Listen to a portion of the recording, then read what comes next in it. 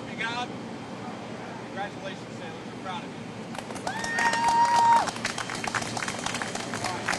so we got some challenge points for you. All where we got to go. There we go. Thank you. There we go. Congratulations. Roger. Thank you.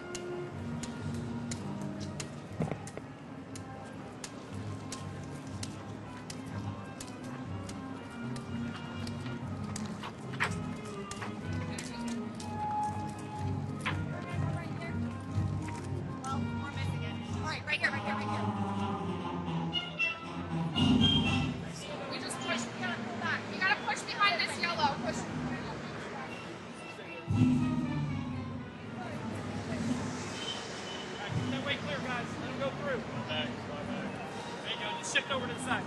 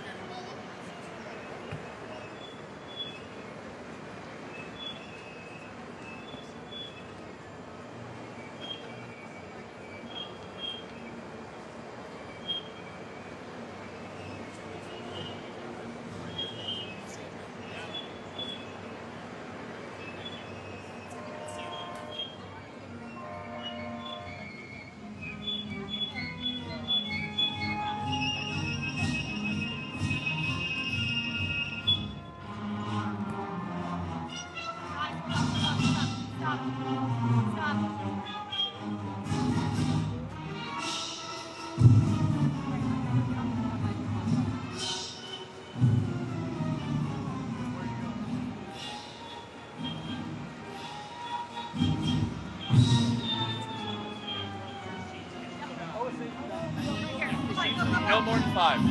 When I start spinning.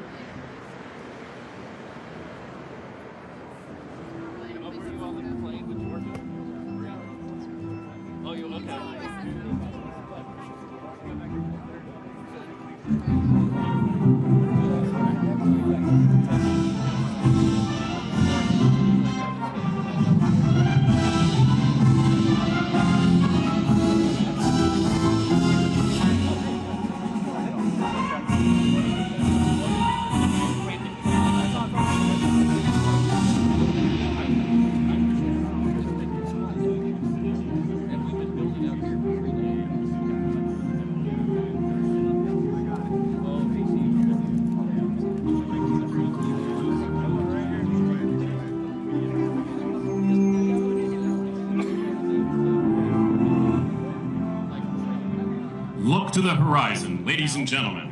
In just a minute, you'll see the iconic and world-famous flight demonstration team, the United States Navy Blue Angels. Right now, they are screaming up the Hudson River in their legendary 6-jet Delta formation. Be sure to note how rock-solid that flight path is.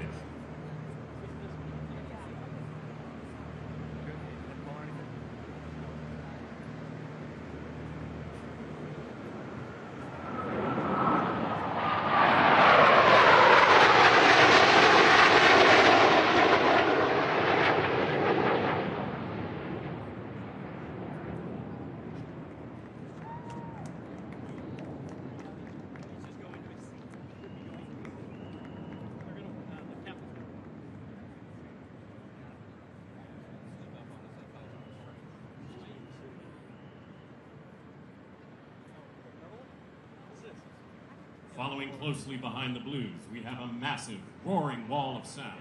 A 10-ship mixed formation showcasing the raw, tactical muscle of the United States Navy's carrier air wings. We have 8 F/A-18 Super Hornets escorting 2 of the cutting-edge F-35C Lightning IIs.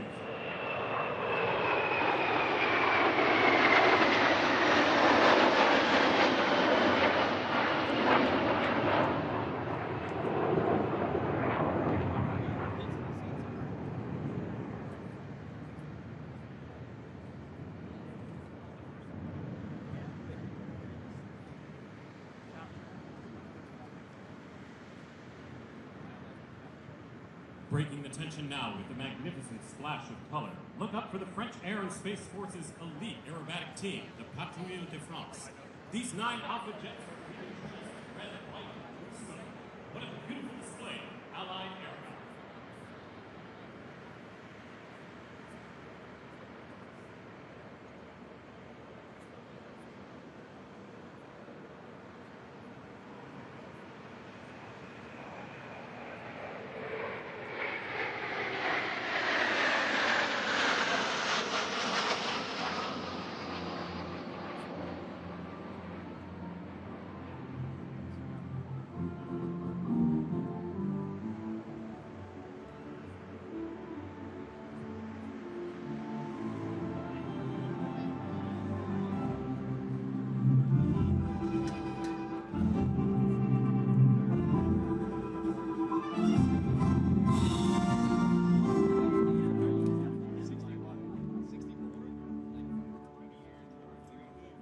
Ladies and gentlemen, history is roaring to life over the Hudson right now.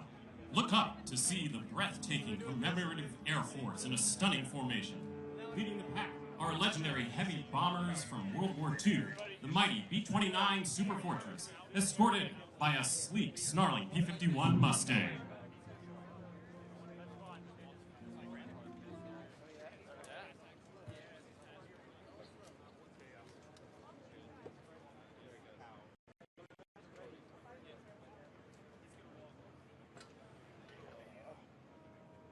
Thank you, JD.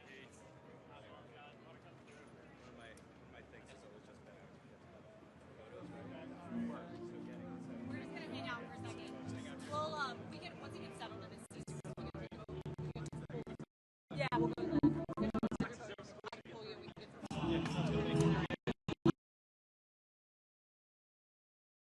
clear. We're gonna pull.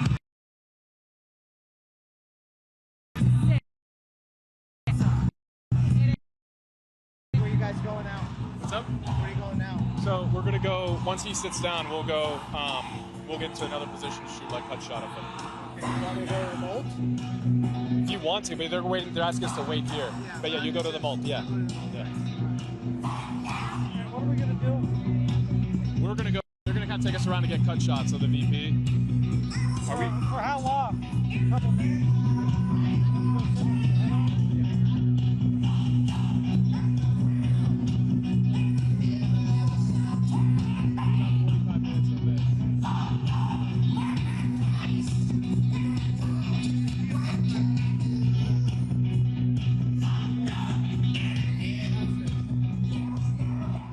Oh, wow.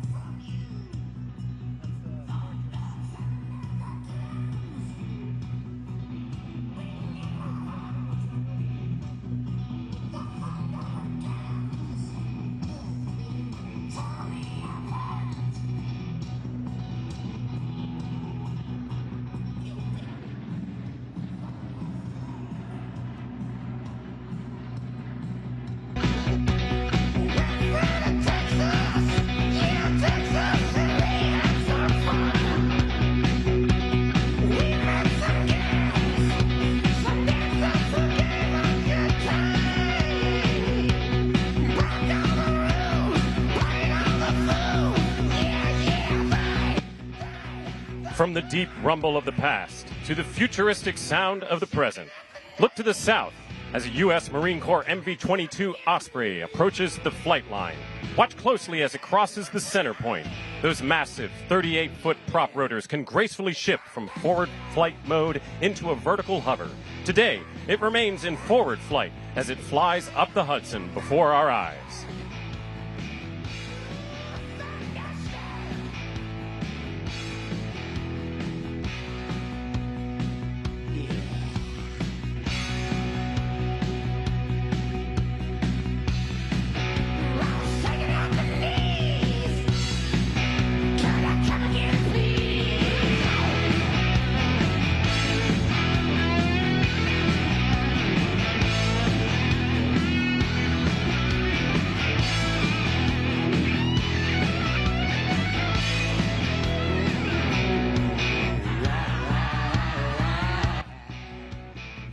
The Osprey is an engineering marvel.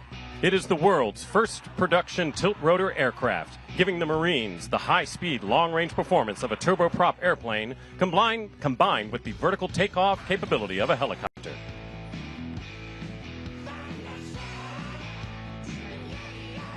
Coming in low and steady now, we have a pair of U.S. Navy C-2A Greyhounds. Notice that unique high-wing design and the distinctive four-finned tail configuration. These twin-engine turboprops might not have the flashy speed of a fighter, but they have served as the absolute lifeline for the fleet for many years.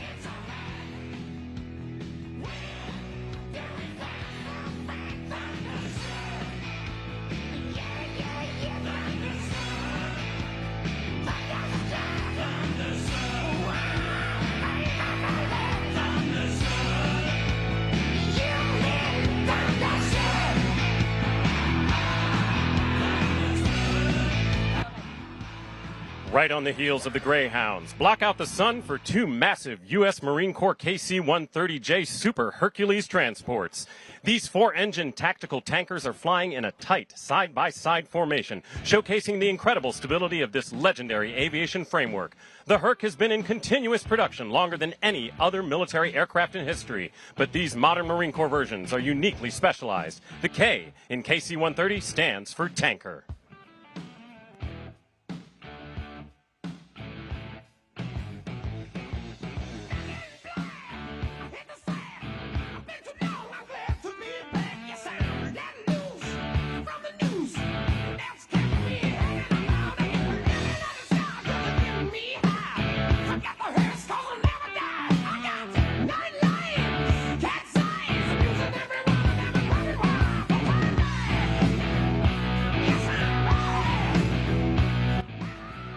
And now for a very special debut.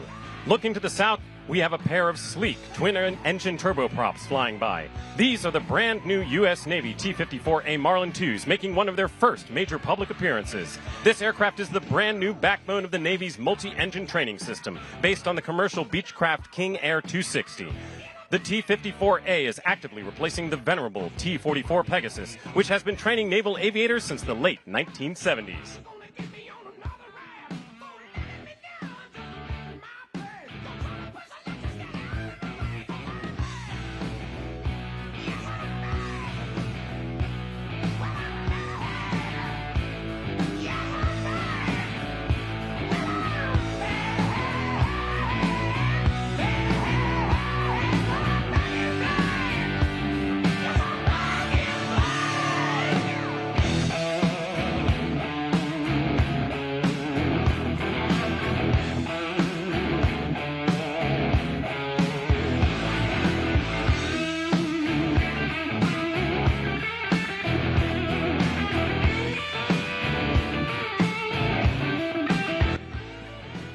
Up next, we welcome one of the newest members of the NATO alliance, Sweden.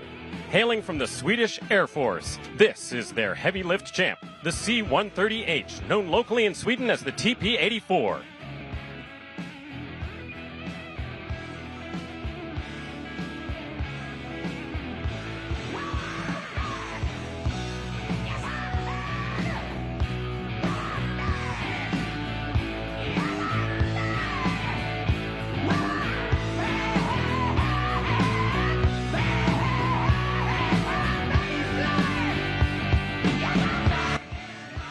Keep looking south, everyone. If you've ever wondered what absolute structural strength looks like, this is it. Flying by now is a Lockheed WP-3D Orion, operated by the National Oceanic and Atmospheric Administration, better known as the NOAA Hurricane Hunters. This massive 4-engine turboprop is heavily modified and bristles with specialized weather radars, including that giant distinctive black dome sitting under the fuselage.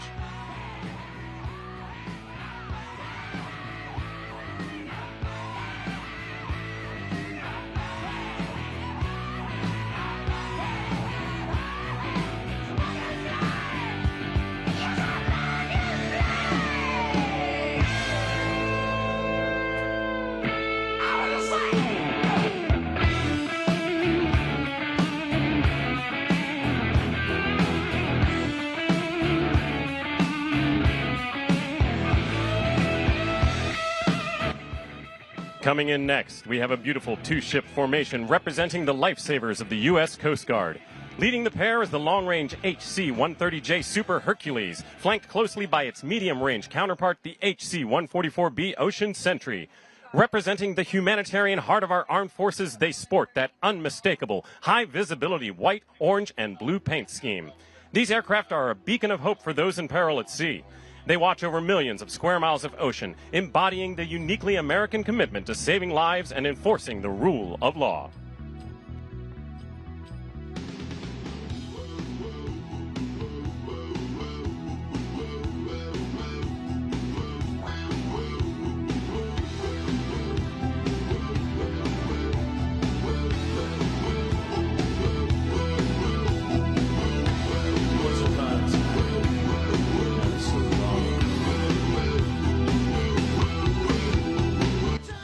Closing out our heavy transport and rescue block today, the sky is filled with a massive display of Air Force tactical power. Flying overhead in a tight side-by-side pass is a standard C-130J Super Hercules alongside its highly specialized brother, the HC-130J Combat King II.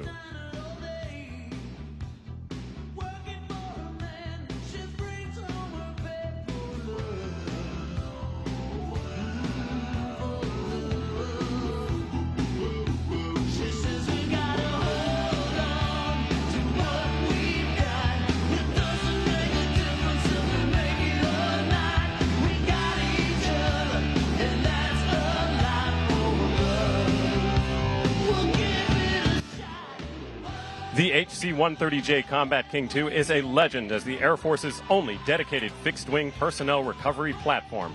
A powerful reminder of the American ethos, no man left behind. Flown by Air Combat Command, its primary highly dangerous job is to sneak deep behind enemy lines at night to rescue downed pilots or isolated troops.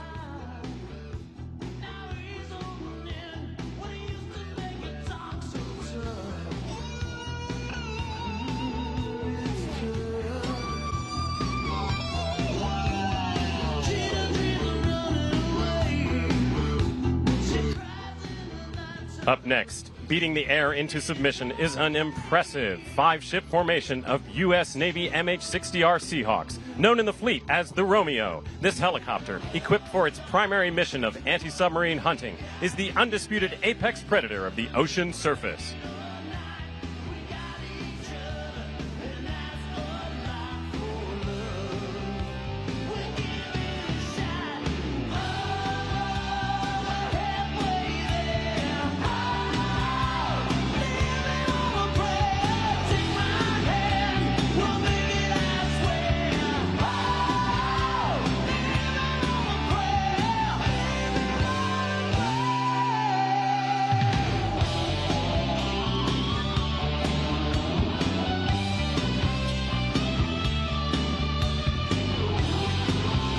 And here comes a flash of bright orange and white. Listen to the high-pitched hum of 4 U.S. Navy TH-73A Thrashers flying past in an immaculate diamond formation. This sleek helicopter is the advanced training platform for the next generation of Navy, Marine Corps, and Coast Guard helicopter pilots.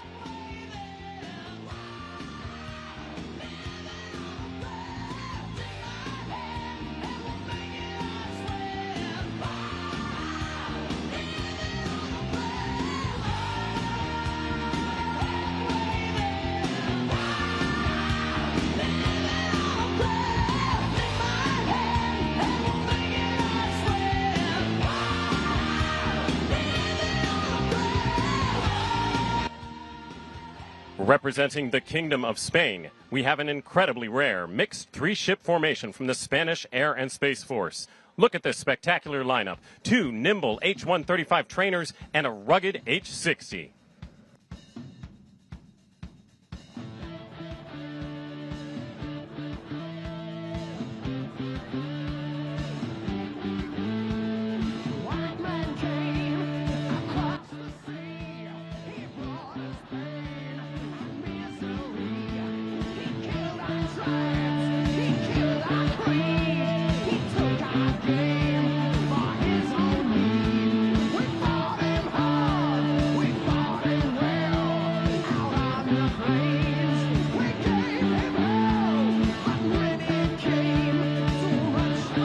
The MH-60S Seahawk, commonly known as the Sierra, is the U.S. Navy's ultimate multi-mission workhorse, designed for vertical insertion, combat support, and search and rescue.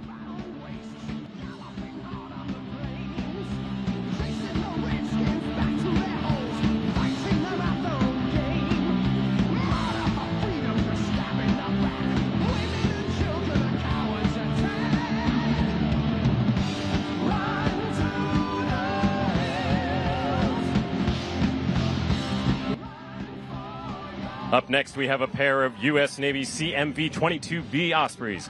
This specific variant is the Navy's premier choice for carrier onboard delivery, taking over the job from the C-2A Greyhounds we saw earlier.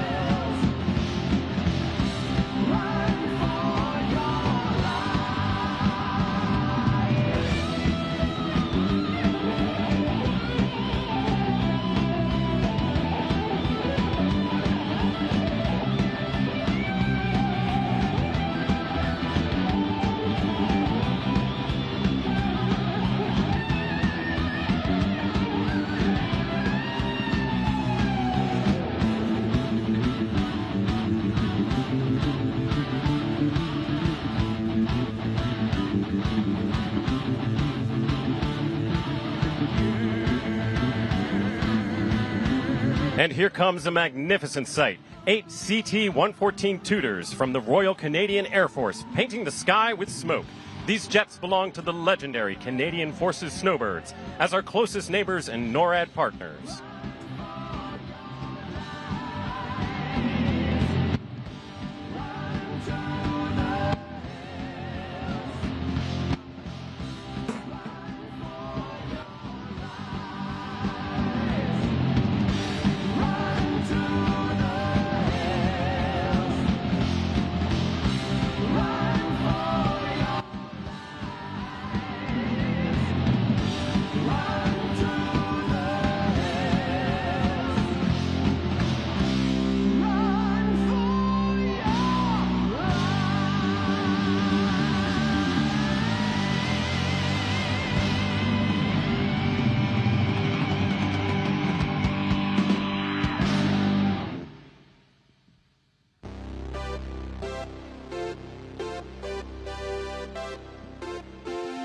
From the deep drone of the maritime patrols, get ready for a sharp buzz as 4 U.S. Air Force T-6A Texan IIs cut through the airspace in flawless formation. Keep an eye for those vibrant blue and white markings. This single-engine turboprop is the very first aircraft every single aspiring Air Force and Navy fighter pilot straps into to learn the fundamentals of military flight.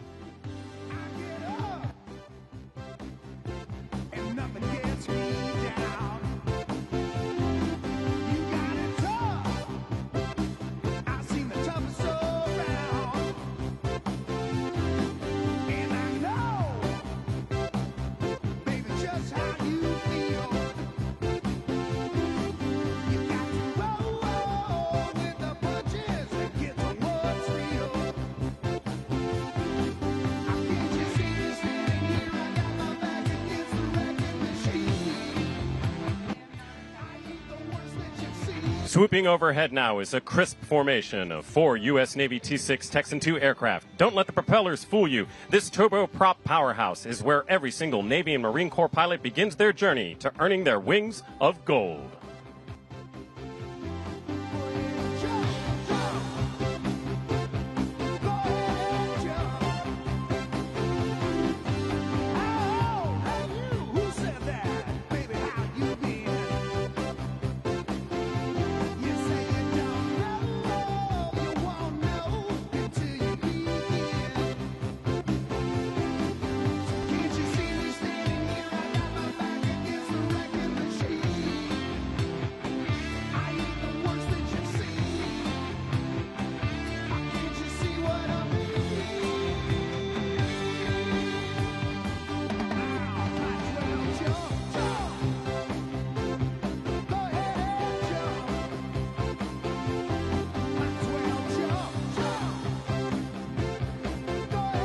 Screaming in now are 4 U.S. Navy T-45 Goshawks.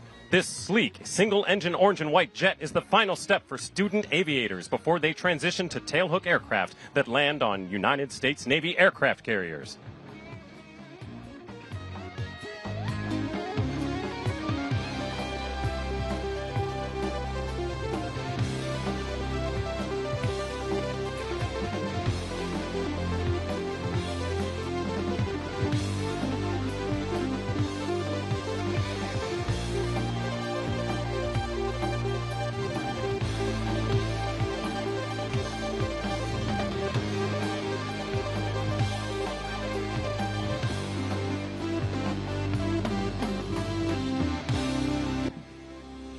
The E-2D Advanced Hawkeye is the U.S. Navy's premier airborne early warning and battle management platform. Featuring a state-of-the-art APY-9 active electronically scanned array radar, this digital quarterback provides 360-degree long-range radar surveillance, tracks hundreds of air and surface targets simultaneously, and coordinates complex strike warfare deep into hostile territory.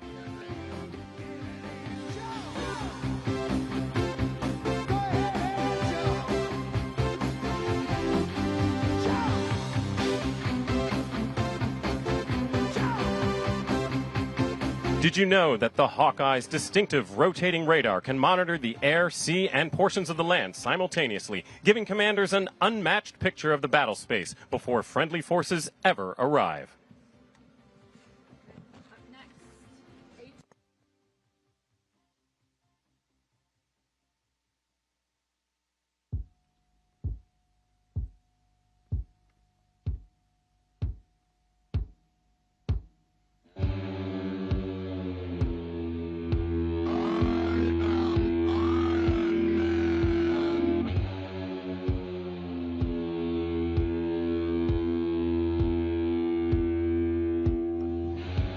Bringing a thunderous rumble to the skies now is a roaring four-ship formation of U.S. Air Force A-10 Thunderbolt IIs, affectionately known as the Warthog.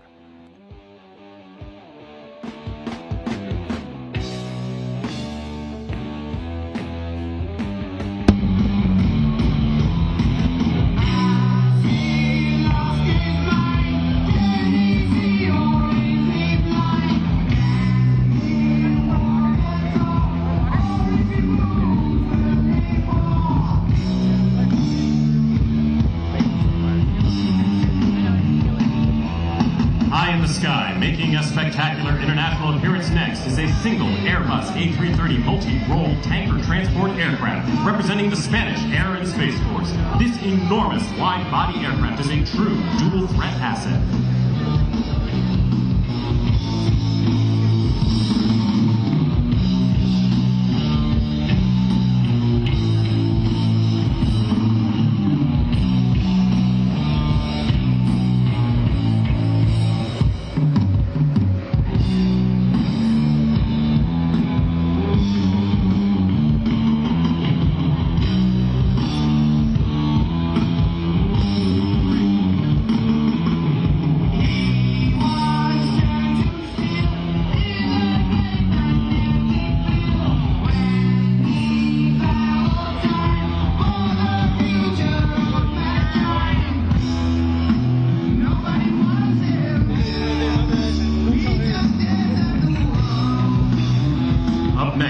large is a solo U.S. Air Force C-17 Globemaster III, showing off its jaw-dropping profile. This aircraft is the modern arsenal of democracy, capable of delivering hope in the form of humanitarian aid, or formidable power in the form of combat troops to any corner of the earth in a matter of hours.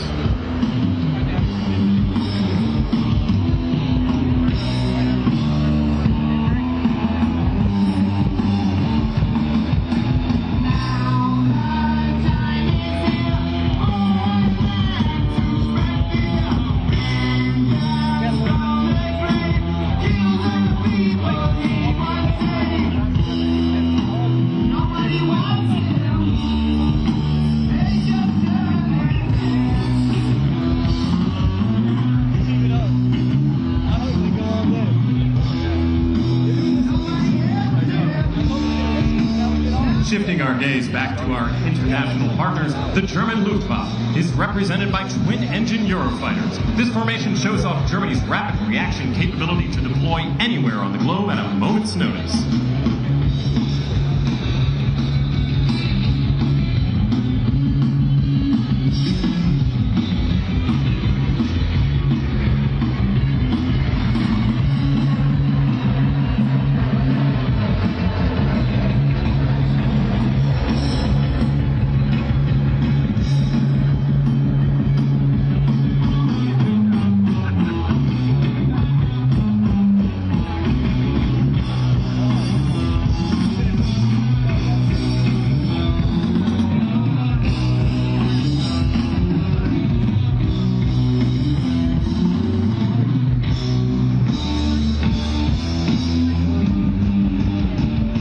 Sweeping over the Hudson next is a tight four-ship formation of U.S. Navy P-8A Poseidons. At first glance, you might think you are looking at standard commercial passenger airliners, and you wouldn't be entirely wrong. The P-8A is a heavily modified from the ubiquitous Boeing 737 airframe. But don't let the corporate look fool you. This is the Navy's ultimate state-of-the-art submarine hunter.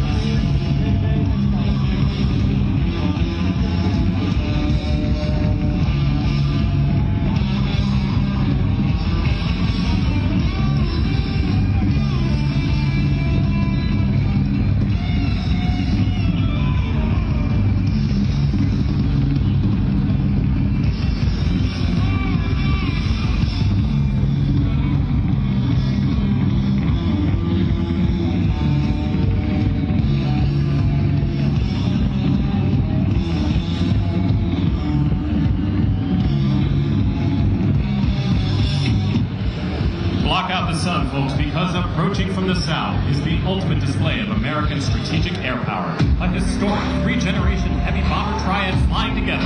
Leading the formation is the unmistakable bat-like shadow of the B-2 Spirit stealth bomber. Right on his wing is the sleek, supersonic B-1B Lancer, and anchoring the trio is the towering Titan itself, the B-52 Stratofortress.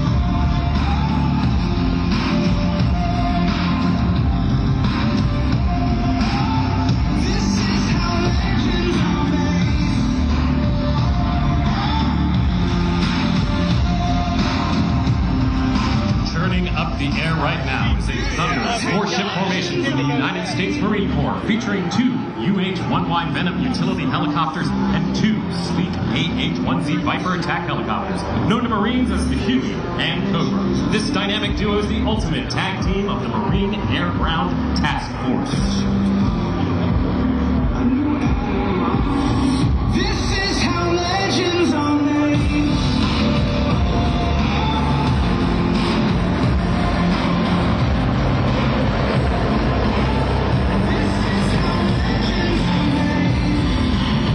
And if you think it's getting windy down on the Hudson, you are right. Approaching now are 2 massive CH-53E Super Stallions and 2 CH-53K King Stallions, the legendary heavy lifters of the Marine Corps. Sailors aboard amphibious ships affectionately call this giant the Hurricane Maker because its 3 massive engines will generate a blinding downwash of air whenever it takes off.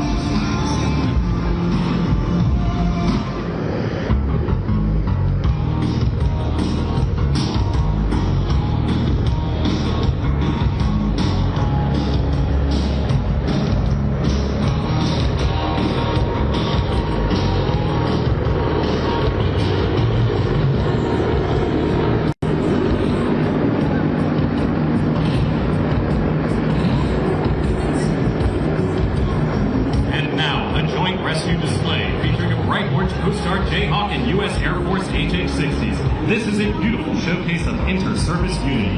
Whether responding to combat scenarios or devastating hurricanes, these crews share a common DNA of selflessness and bravery, always ready to extend a helping hand from the sky.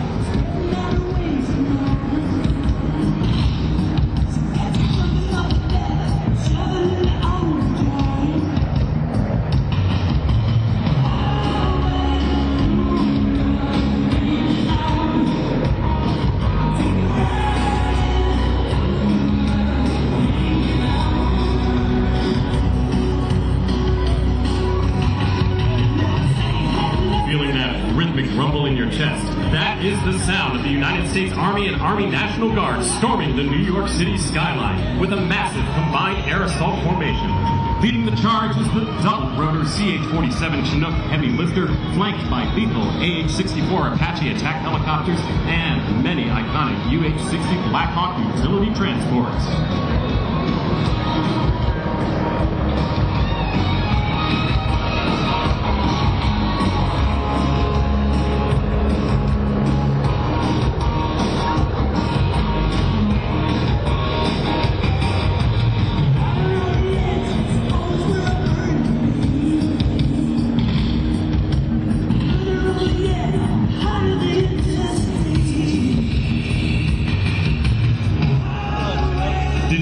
Chinook has been in continuous production for more than 60 years, while the Apache's helmet-mounted sight allows the aircraft sensors and weapons to follow wherever the crew member looks.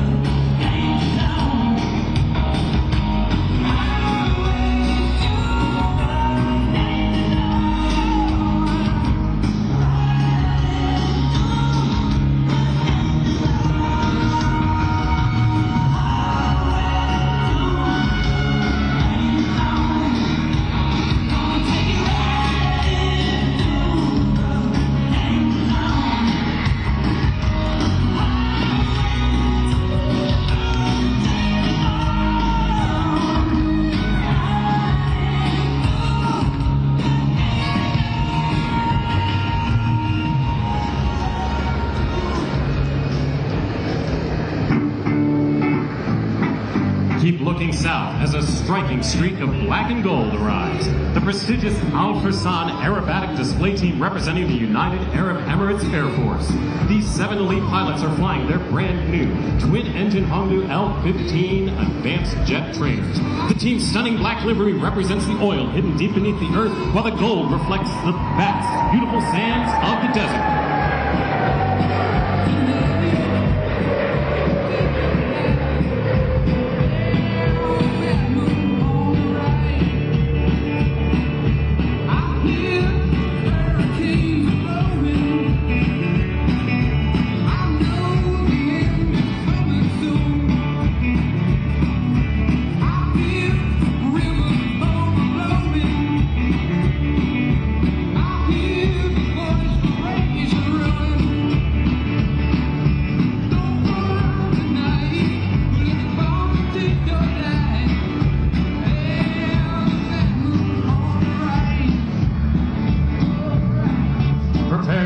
yourselves for a deafening wall of sound as the United States Air Force commands the sky with an incredible 9-ship tactical fighter formation. Leading the charge is the F-22 Raptor and flanked by 4 iconic F-16 Fighting Falcons. This is the ultimate showcase of American air superiority.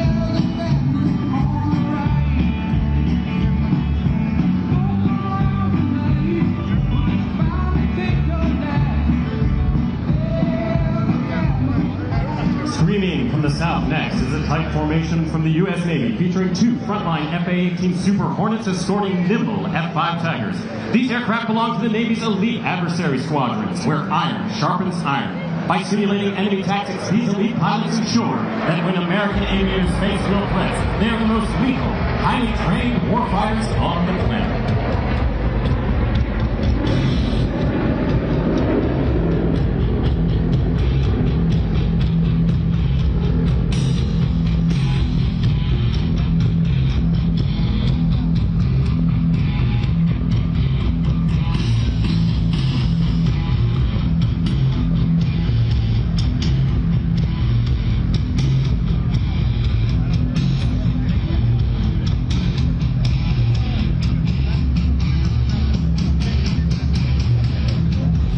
Rocketing in next is a beautifully crisp formation of F-35A Lightning IIs from our steadfast NATO allies, the Royal Netherlands Air Force.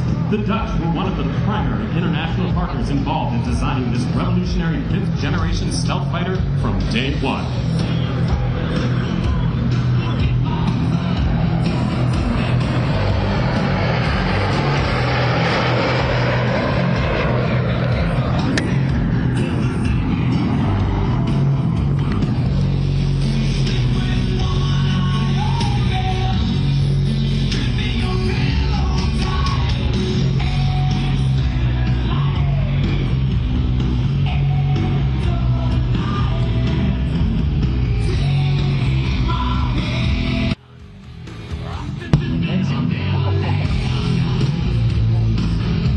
Here is a treat you absolutely do not see every day. AB-8B Harrier II jets, representing the Spanish Air and Space Force. Spain represents the last operational Harrier community in Europe, a proud legacy of Naval aviation. Sorry.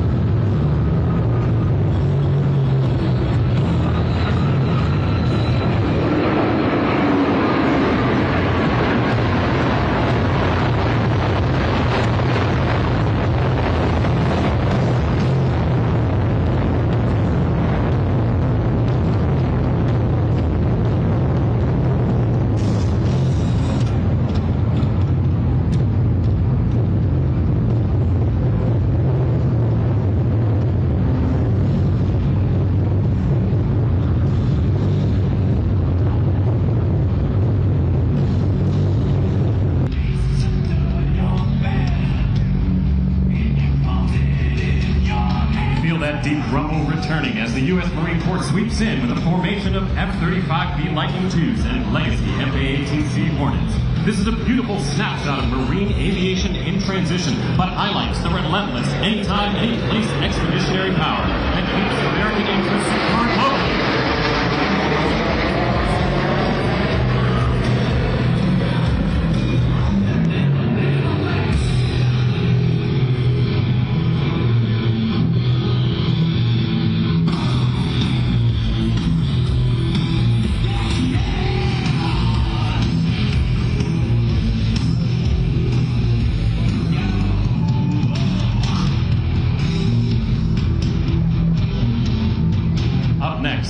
F-35 Lightning IIs. Did you know that Italy operates both the conventional F-35A and the short takeoff and vertical landing F-35B, giving it flexibility from both land bases and aircraft-capable ships?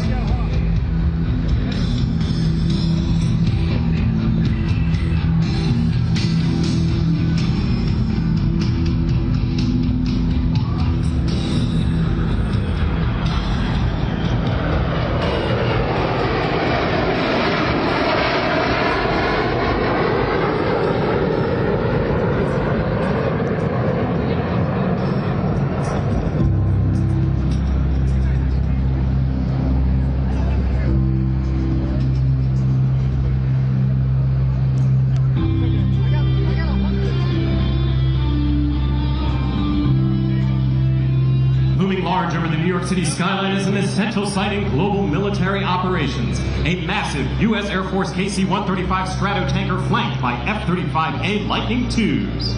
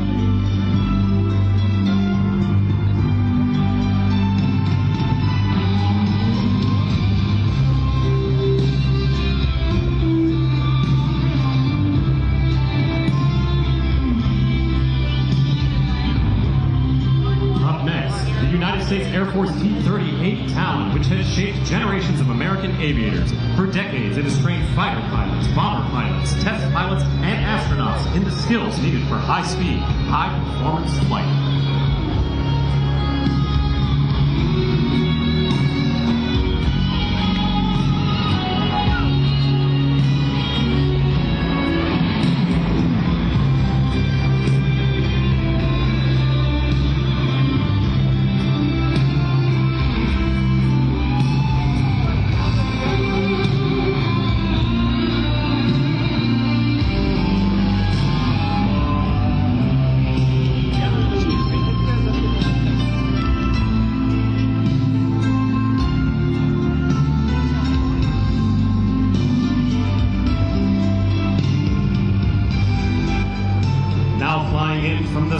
The United States Navy carrier strike formation of 6 FA-18EF Super Hornets. The Super Hornet is the backbone of today's carrier air wing. Its strength is versatility. It can fight air-to-air, strike targets ashore, suppress enemy air defenses, conduct reconnaissance, and even refuel other aircraft.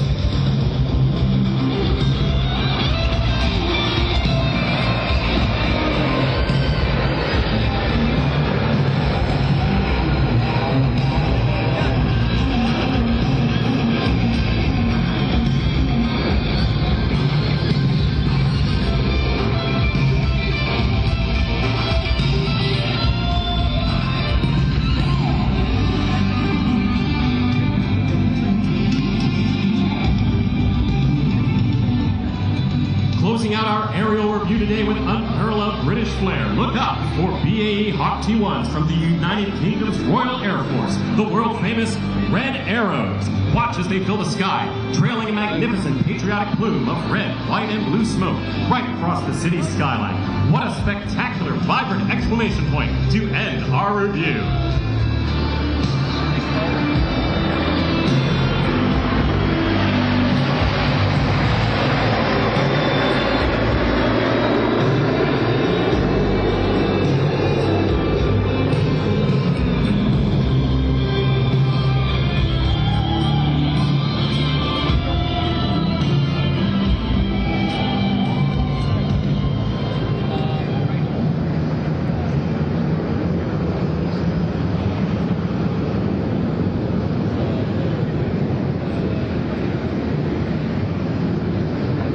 Ladies and gentlemen, please welcome United States Ambassador to the United Nations, Michael.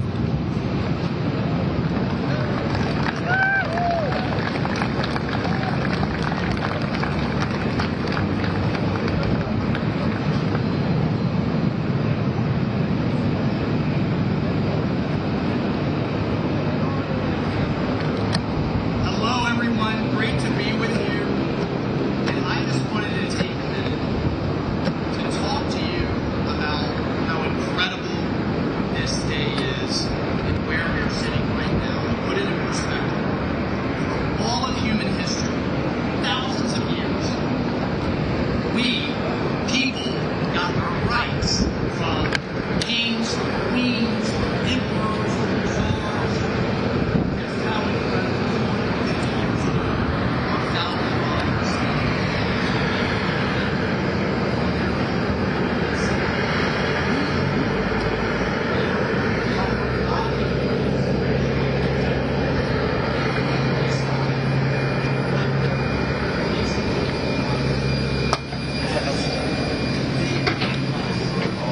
Weird out of you? No.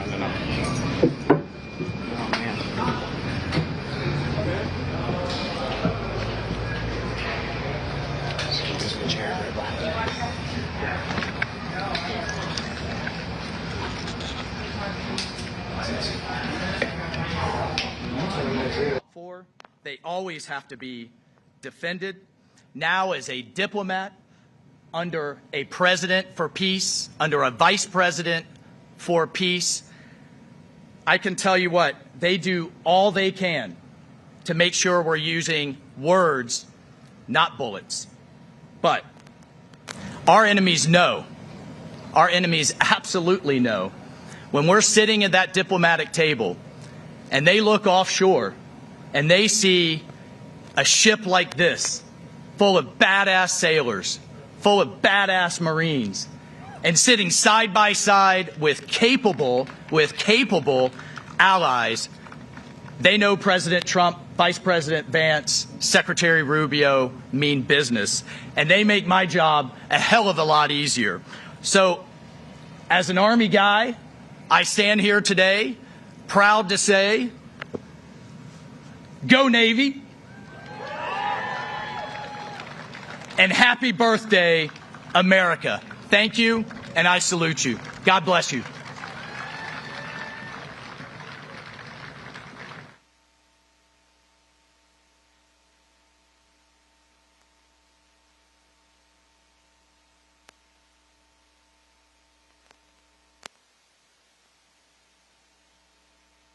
Please welcome to the stage Chief of Naval Operations, Admiral Daryl Connor.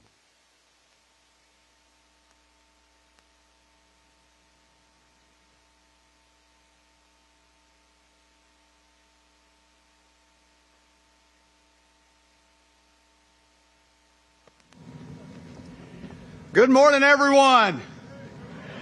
I thought the ambassador was going to say, go Navy, beat Army.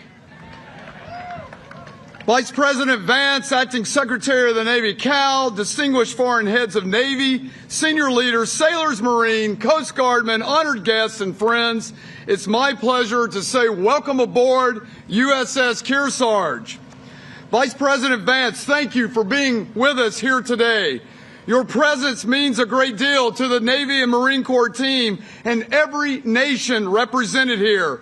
There's no better place to celebrate the enduring value and freedom than on board a United States warship, surrounded by the ships and sailors of nations committed to preserving peace and security at sea. Acting Secretary Cal, thank you, sir, for being here and serving as the reviewing official for today, and for bringing together this extraordinary gathering of ships, crews, and maritime leaders to honor 250 years of American independence. I also want to thank Captain Goshinsky and the crew of the Kearsarge. Great warships don't simply arrive ready. They are made ready through disciplined crews, careful planning, and countless hours of hard work. Today's ceremony is a reflection of that professionalism and the pride of our sailors and Marines take in and representing our nation. So to the Kearsarge team, bravo Zulu. I also want to thank every unit involved in making this event possible. Your professionalism helped make this celebration worthy of the moment. We gather aboard an American warship to celebrate the 250th anniversary of the independence of the United States of America. 250 years ago, our nation declared that liberty was worth defending. From the very beginning, that defense depended on command of the sea. Our first Navy was created not simply to fight battles, but to protect our commerce, strengthen our alliances, and secure the freedom upon which our young republic depended. That story continues today. The International Naval Review is more than a ceremony. It's a display of maritime strength, shared purpose, and international friendship. It demonstrates that like-minded maritime nations continue to sail together in defense of our shared interests and shared values. We train together, we operate together, and if called upon, we are prepared to fight together. Our interoperability is built through years of shared operations, mutual trust, and professional respect. To every participating nation, thank you. Looking across the waterfront today, we see far more than a collection of ships. We see generations of maritime tradition, enduring partnerships, and the collective resolve of nations committed to preserving peace through strength. Your ships, your crews, and your presence remind us that maritime security is shared security. No nation can protect the sea alone. Together, through trust, interoperability, and shared resolve, we preserve the freedom of the seas, deter aggression, and help ensure stability for generations to come. God bless our nation, the United States Navy, and the sailors and families that serve. Happy birthday, USA!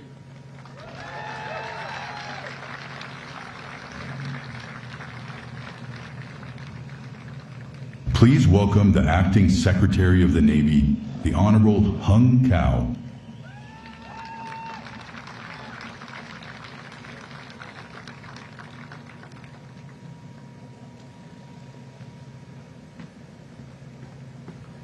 Good morning, everyone. Happy birthday, America. Mr. Vice President, sir, welcome back to your Navy Marine Corps family. Today, we're marking two massive milestones. First, we're celebrating the birth of the United States and its sacred ideals of liberty, freedom, and self-government. This year, as we commemorate America's 250th anniversary, we honor 2.5 centuries of grit, sacrifice, and raw courage by the warriors who have defended these ideals. Second, the International Naval Review, standing on the deck of this legendary warship alongside our global allies and partners, proving to the world that our maritime coalition remains unbroken, lethal, and ready for the next 250 years. For 250 years, our Navy Marine Corps team has owned the high seas. We've defended this homeland, projected devastating power ashore, and represented the absolute best American strength around the globe. This history isn't just in the textbooks. It is welded into the steel of this ship, USS Kearsarge. In 1864, the original Kearsarge hunted down and destroyed the Confederate raider CSS Alabama off the coast of France. That victory showed the world that American sea power was real and that we will protect our nation's interests whenever and wherever they are threatened. Today's USS Kearsarge carries the exact same fighting spirit. As the flagship of an amphibious ready group, the ship is the ultimate Swiss Army knife of national security. From launching Marines into the fight to delivering life-saving humanitarian aid and executing high-stakes special operations missions, Kearsarge gives the President and the Vice President lethal, flexible options that no other force on Earth can match. Now let's be honest, Kearsarge is no spring chicken. She was commissioned in 1993. She's got over 33 years of hard miles behind her. But I've said this before and I'll say it again. Our sailors and Marines don't make excuses.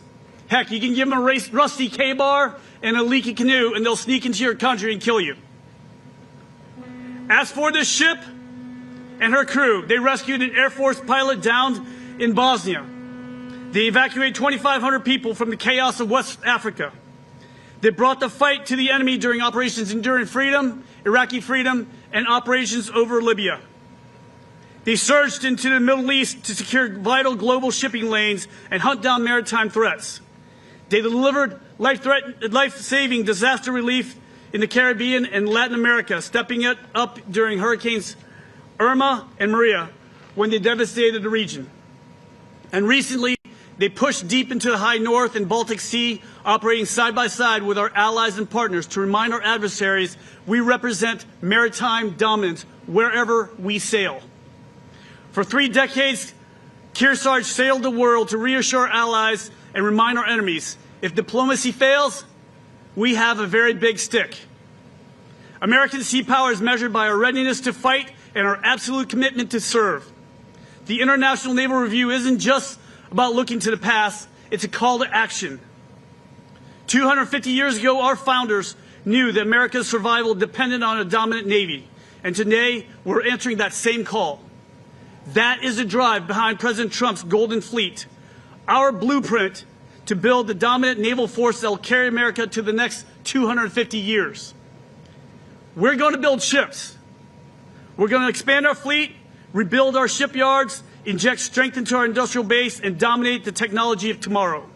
But most importantly, we're going to recruit, train, and retain the hard-charging sailors and Marines that are a true backbone of our maritime dominance. Every single watch, every single deployment, every single mission protects our economy, defends our allies, and preserves the freedom of the seas.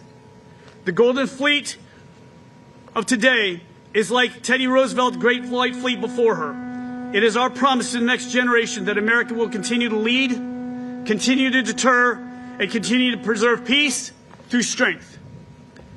I have no doubt that when this country turns 500 years old, we will owe it under the protection of the lethal Navy Marine Corps team that we're building today. That is our promise.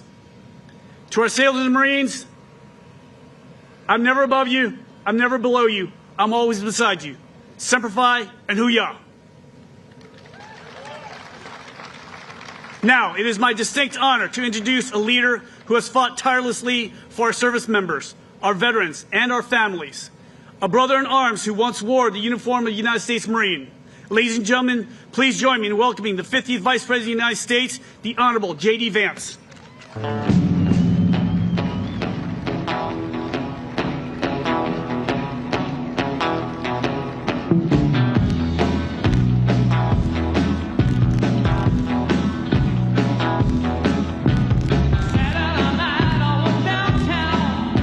How we doing? Hoorah! Semper Fi! And happy birthday to all the sailors and the Marines and all the service members of this incredible ship. Please, please, ladies and gentlemen, take a seat. You know, I know it's 100 degrees out here, but my speechwriters wrote me a nice 9-hour address, so it's going to be a long day. Be a long day. But let me start by saying, first of all, thank you for being here on this incredibly historic occasion. I have to give a shout out to Admiral Caudle and, of course, Acting Secretary Cal, 2 great Americans. Thank you for your leadership and for everything you've done to prepare us for this incredible celebration today. And I also, of course, got to give thank you, but also special greetings from the President of the United States for reviving this incredibly proud naval tradition as we celebrate 250 years of American daring and 250 years of American naval excellence. Today,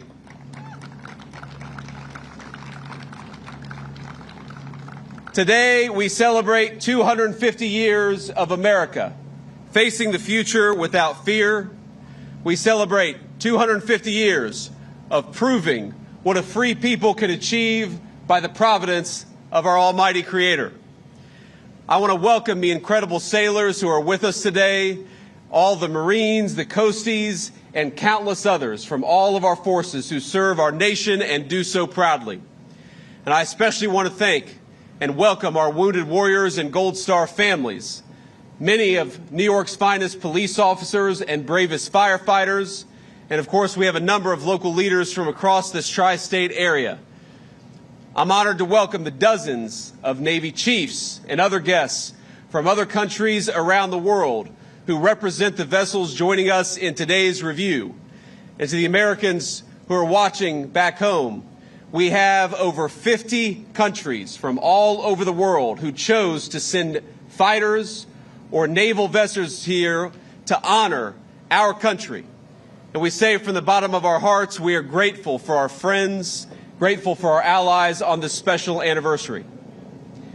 It is a very American thing to ring in 250 years of American history by parading our naval and Air Force might for the world to see. But I can't help but consider that 250 years ago, the waters of New York Harbor looked very, very different. While the Continental Congress met in Philadelphia to ratify the Declaration of Independence, General Washington was right here in Manhattan, peering out on this beautiful land and beautiful sea. His attention was fixed on the horizon, watching for sails of the most powerful navy on earth. 1 week before, the British had begun landing troops on Staten Island, and they had landed 32,000 in just over 6 weeks. One colonist still in the city recounted it seemed as if all of London was afloat and heading to the new nation. War was coming, and everyone knew it. By July of 1776, 80% of New York's population had emptied out in anticipation of the coming violence. And that brings us back to our great General Washington. He knew the battles to come would be bruising and would demand much of his men. But they needed to know, through hot summers and cold winters, exactly what they were being asked to fight for. And so, just a few days after the Declaration of Independence was signed, George Washington read aloud the words of the incredible Declaration. We hold these truths to be self-evident, that all men are created equal, that they are endowed by their Creator with certain unalienable rights, and that among these rights are life, liberty, and the pursuit of happiness. Even today, 250 years to the day later, these words command a tremendous power over us as Americans. For 250 years, they have stirred our hearts, and they've reminded us of who we are as a people. But to Washington's soldiers, to the people to whom they were first read, think about this, they were entirely new. What has become standard American parlance, they had never heard those words before. And I think it's something striking to reflect on, that in 2026, the Declaration was written with the assumption that its audience would immediately grasp its words. Though they had never heard it, they would know exactly what it meant. It wasn't written for historians. It wasn't written for academics. It wasn't written for the generations to come. It was written for the people of this fledgling country. It was written for the soldiers who would fight to turn those words into a new system of government. As a document, it does not handhold its readers. Its citizenship at a very hard level. It does not pause to explain who this Creator is. It doesn't explain what the equality of men means. It doesn't try to go into details about the consent of the governed. It simply declares these truths to be self-evident. 250 years later, it's worth asking, self-evident to whom? If the Declaration proclaims truths the founders believed to all mankind, yes. But it says those truths in language intended to be familiar specifically to the American nation that it was authored to, authored by, and authored for. It was, as Jefferson put it later in his own life, an expression of the American mind. A document whose purpose wasn't, quote, to find out new principles or new arguments, but to place before mankind the common sense of the subject, the common sense of the American people. That people had been generations in the making. 1776 was not an accident. The patriots of that era understood themselves to be heirs to an older civilization who would carry it forward. Now, they shared with Great Britain the same language, the same God, the same system of common law. They even read many of the same books and observed many of the same customs. They shared the same understanding of justice and public life. George Washington's boyhood offers a small but revealing example. When he was 13 years old, he copied down more than 100 entries from a tiny little book called The Rules of Civility and Decent Behavior. It was not an American work, but it was first published in London more than a century before George Washington was born. Yet the America that formed Washington demanded qualities that no book, no manual could teach. Before General Washington commanded an army, he spent his 20s surveying America's wild interior, saving up money, learning self-reliance on a continent that rewarded initiative more than pedigree. It didn't care if you were a nobleman, it cared what you could do. Now, our society at the time reinforced the habits Washington learned in the wilderness. Frontier life rewarded resourcefulness, while America's colonial assemblies taught citizens to govern their own affairs. It taught citizens to be self-governing human beings.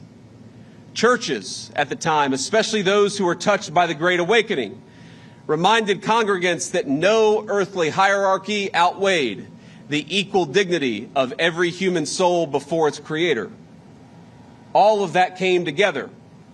And so it was no surprise that when Washington's soldiers first heard the Declaration 250 years ago, they understood precisely what it meant. They understood the meaning that was conveyed. It was seismic, but it was their birthright as citizens of this new republic.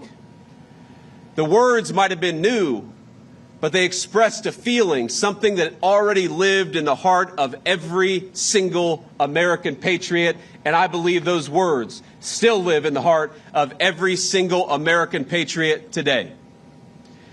And for 7 long years, they fought for that birthright. It wasn't easy. On some days, it was hotter even than it was today, as hard as that is to believe. Many suffered and died for that dream and died for those principles. But by the grace of Almighty God, they secured for us a free, a proud, and an independent republic that endures, and doesn't just endure, but thrives to this very day.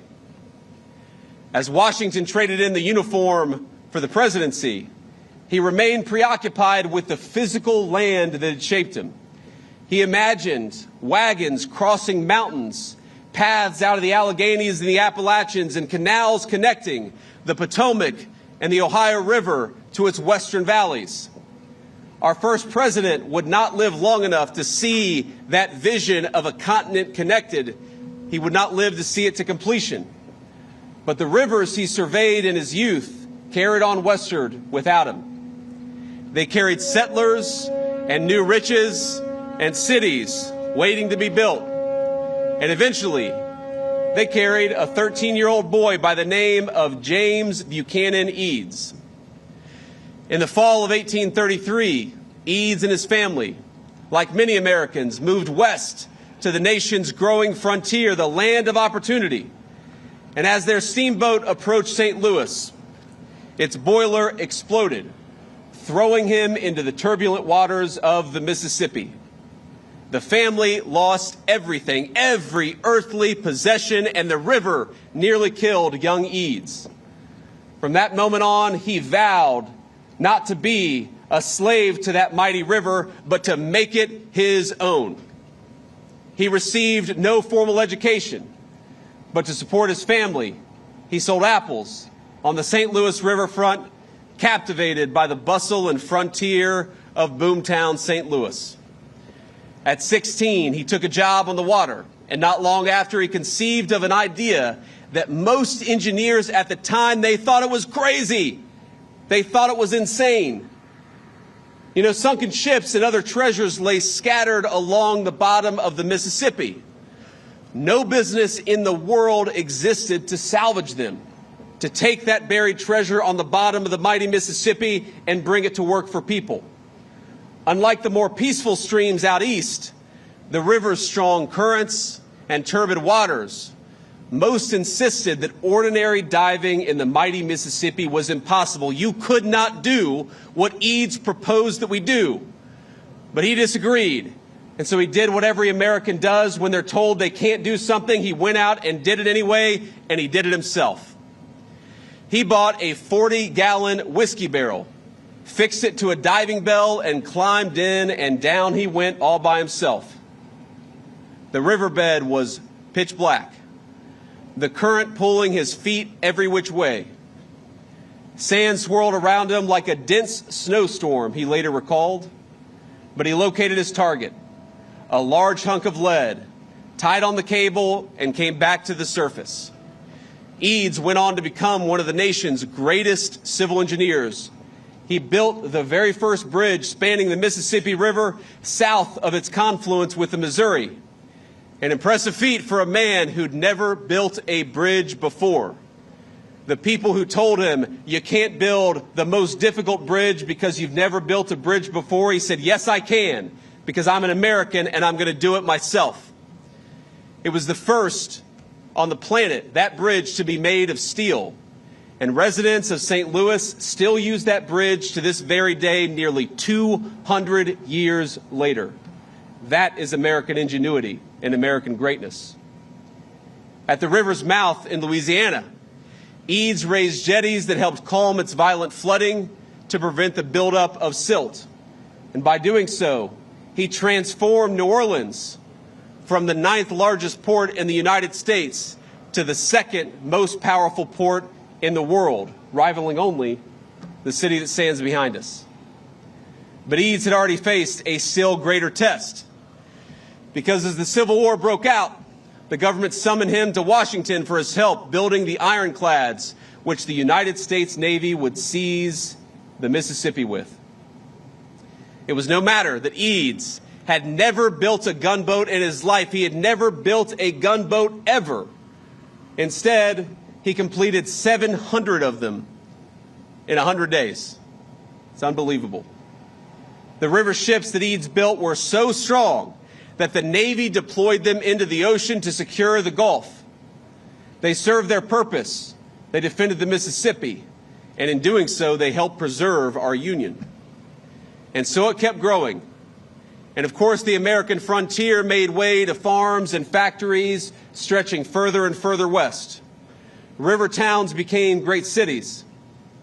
Railroads reached the Pacific. Steel mills rose where once wilderness had stood. The American mind widened, and the Republican whose independence Washington won, that James Eads had helped sew together, grew into the most powerful industrial powerhouse in the history of humanity. For other nations, growing industry brought dispossession before it did prosperity. In the old world, the one our ancestors had left behind, the Industrial Revolution threw society into chaos. And into that chaos rushed vacuums and ideologies that answered the dignity of man with labor camps and killing fields. Where the old world led to communism and fascism, The Americans recognized that at root, they were a denial of everything that Washington and Jefferson had read to his men 250 years ago. The free world needed to win, but in order for the free world to beat communism and fascism, it had to outproduce them. And as in every conflict before, America looked to her sailors for help, and to the builders who made sure those sailors had the very best ships to sail on. Among them was a man that we know as Henry Kaiser. Like Eads, Kaiser had grown up with very little. The son of German immigrants, he dropped out of school at 13 to work the stockroom at a dry goods store in Utica, making $1.50 a week and commuting 4 miles each way on foot. Eventually, he moved to Spokane for better job opportunities, setting his sights on starting his own company. Now, he walked into a bank with no business, no workforce, and no history, just a single proposed contract and what the banker would later describe as sheer audacity. He walked out with a $25,000 loan. And with his workers, he erected the Hoover Dam and hundreds of miles of highway across the West. Everywhere he went, he organized ordinary Americans to build extraordinary things. And everywhere he went, he believed their welfare and the welfare of the enterprise that he was building went hand in hand. Kaiser pioneered health coverage at his construction sites. That's why we know the name of Kaiser, because he understood that men working in dangerous conditions, they deserve to see a doctor. He saw his workers as partners, and he walked the walk long before it was fashionable to do so. Where some say that America's story is one of the dispossessed struggling against the powerful, Kaiser shows that America's greatness is built by cooperation between all of our citizens from every single walk of American life. Now, that cooperation was important, but it became profoundly important the day after Pearl Harbor. The United States Navy at the time needed ships bigger and better and faster than anyone thought they could be built. We didn't have the biggest Navy in the world, but we needed one, and we needed one fast. So Kaiser did what Americans always do when confronted with the impossible. He put it on his shoulders and said, let's go do it. Kaiser had never made a ship in his life, but that wasn't going to stop him. First, he built shipyards all up and down the Pacific coast. Then he filled them with American workers, 250,000 of them. Farm boys from Iowa, miners from Appalachia, mothers from Detroit who had never held a welding torch. Together they launched nearly 15,000 Liberty ships, vessels that carried American cargo and sailors across 2 oceans. His Richmond yard built one of them, the SS Robert E. Peary, in an astonishing 4 days and 15 hours. The shipbuilders Kaiser hired, they weren't just a means to an end, they were his partners. Kaiser looked at his workers and saw people, Americans who got sick, who had families to raise, who showed up in Richmond and Portland with little more than a hat in their hand, but who had amazing potential. He saw the potential of normal Americans when unshackled from destitution. And he saw them not just as mouths to feed or as workers to pay. He saw them as fellow citizens who could build amazing things. So he built housing near these shipyards and nursery schools to help mothers join the war effort. He extended the health plan he had started at his dams to every worker at every yard, opening it to the public after the U.S. won World War II. And though separated by generations, I tell the story of these 3 men because Kaiser and Eads and Washington, they were exactly the kind of men that Jefferson wrote the Declaration of Independence for. Kaiser was an American. He looked at what needed doing and he did it, and he trusted the men and women around them to do the same, knowing that he could only do his job if they did theirs too. Our Declaration of Independence may have spoken to universal human truths and broadly shared human desires. Of course it does. But it was a document written by and for a particular kind of people, the American people.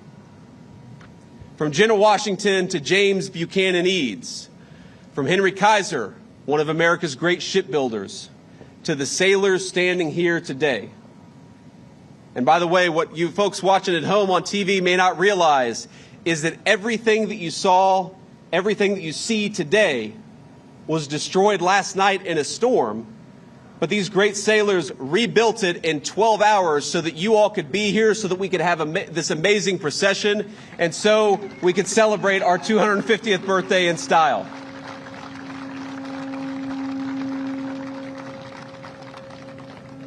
All of us, connected through the generations, rich and poor of every job, we are a people formed by generations of self-governance and personal industry. We are formed by Frontier Assembly Hall and congregation, by River Valley and prairie and factory floor. We are formed by the conviction that we are bound to one another, not only by bloodline nor creed alone, but by a common character, a shared fate, and a shared future. Ladies and gentlemen, I have to address what you will hear from some loud voices today. Because as much as all of us, whether we're Democrat or Republican, whatever our political persuasion, all of us are celebrating. But you will hear a couple small but loud voices today speak obsessively not of our national greatness, but of our national imperfections. They will speak of the powerless and the dispossessed. They will tell you that America is just another country where the weak struggle against the strong. And if they acknowledge that there is anything to be proud of in our history, they'll say it's the fact that sometimes the powerless have won a zero-sum battle. They're wrong. They'll talk about America's sins with the anger and zeal of a brimstone preacher, but without any of the grace or forgiveness that must be present in the Christian faith. These people misunderstand the essence of America, from Thomas Jefferson to Henry Kaiser. They misunderstand that we all have moments of great power despite those very real imperfections. That there are victims and heroes who live inside of each of us, from the most ambitious leaders and builders to steel welders like my grandfather. People who had their own role to play in turning this dangerous wilderness into the proudest civilization in history. So what I'd ask you to do, my fellow Americans, on our 250th birthday, is to reject the two-dimensional view of your fellow citizens and reject the two-dimensional view of your country. Reject that America is a place for zero-sum thinking, because it is not. Our history is one of people carving a great civilization out of the wilderness. Reject the view of your nation that sees only its sins, but not its grace and its greatness. Everything that we have done as a country, we have done together. Not as citizens divided against each other, but as a common people working towards a common future. When we won our independence, we were led by General Washington to liberty and greatness, but marching ahead of him were thousands of boys from all over the new nation who gave Washington's military genius its foundation and its firepower. When we saved the world in World War II from tyranny in the 20th century, of course we needed great military leadership and tactical genius from our generals, but we also needed Rosie the Riveter, Iowa farm girls who built the machinery of war, and the sweethearts they sent to a world away to storm the beaches at Normandy. When we went to the moon, of course our great astronauts flew the rockets and our great men of science and engineering built them. But there were clerks and janitors and welders like my grandfather who each played their distinctive American part. All of us have a part. All of us had our part, our role to play in creating 250 years of a proud American story. And all of us will need to do our part to create the next 250 years of American greatness. So I say to all my fellow Americans, I'm proud of you. Happy birthday. And happy birthday to our great nation. Today, my friends, we celebrate. And tomorrow we get back to work. God bless you. Thank you for having me. Hello, Detroit auto worker, let me thank you for your time. You work a 40-hour week for a living, just to send it on down the line. Hello, Pittsburgh steel mill worker, let me thank you for your time. You work a 40-hour week for a living, just to send it on down the line. This is for the one who swings the hammer, driving home the nail.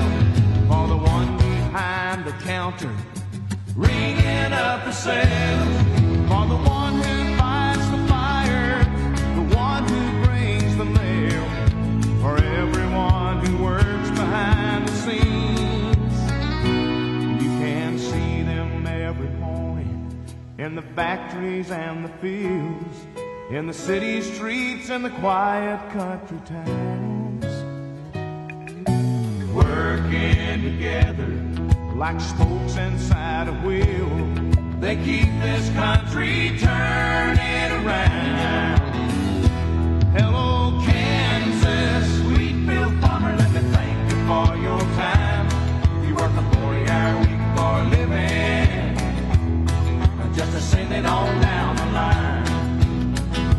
Hello, West Virginia coal miner, let me thank you for your time.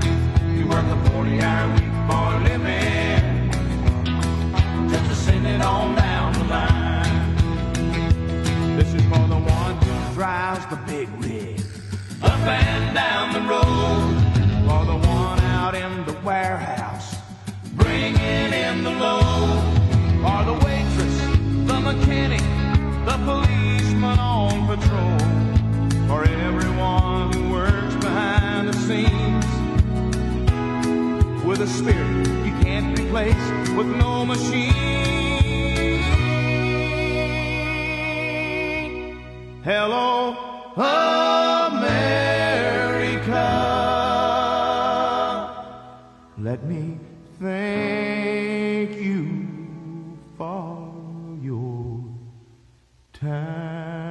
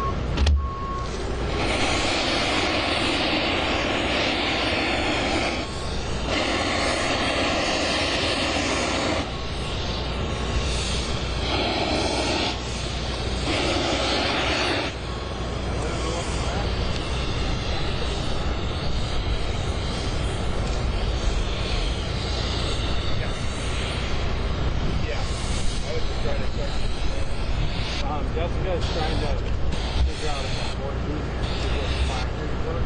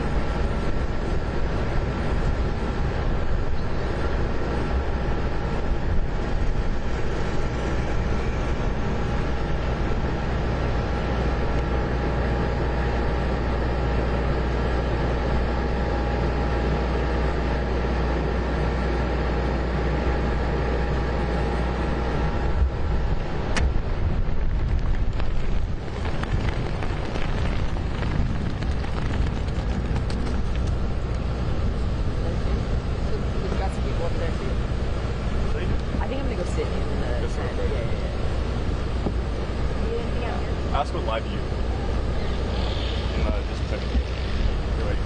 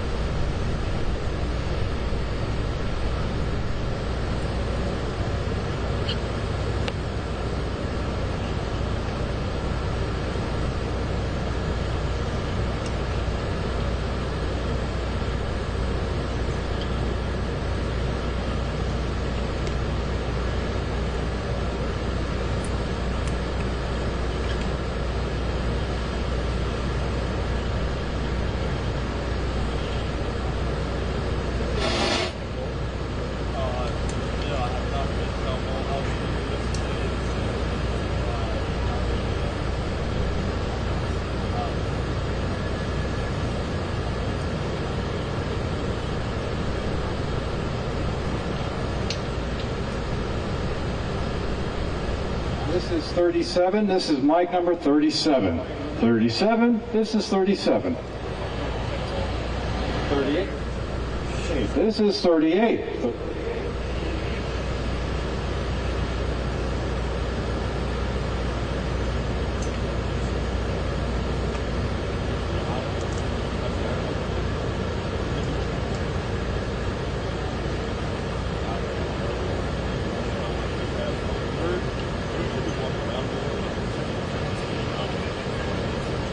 I know, but yeah, I got an answer for you.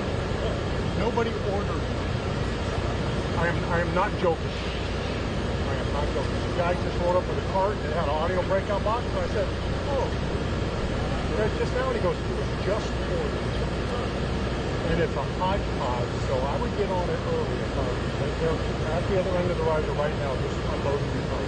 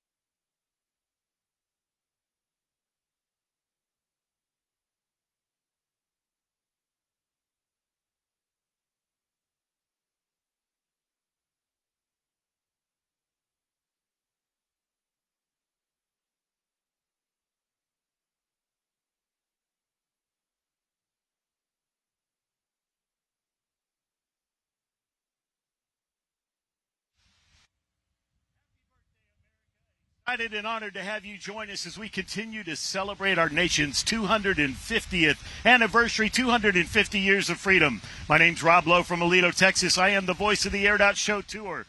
Welcome to the greatest show anywhere. The aerial program you'll see today showcases aviation and our wonderful armed forces that defend our liberties and freedoms every day. Aircraft you will see are routinely deployed around the world as well as across our country. Nearly 100 aircraft are involved in today's event, and they are based at installations all across our country. Now sit back and enjoy. You're in for a real treat as we celebrate the greatest air show, celebrating 250 years of freedom and liberty on the greatest nation on earth. And now, ladies and gentlemen, our next event is approaching our Washington downtown area on the Mall, coming over from the west over the Lincoln Memorial. This is our United States Coast Guard helicopter review. You will see an MH-60T Jayhawk from Coast Guard Air Station St. Pete, Clearwater, Florida. The MH-65E Dolphin from the National Capital Region Air Defense Facility supporting NORAD. And the MH-65E Dolphin from Coast Guard Air Station Elizabeth City, North Carolina. Ladies and gentlemen, here they are, your United States Coast Guard helicopter review.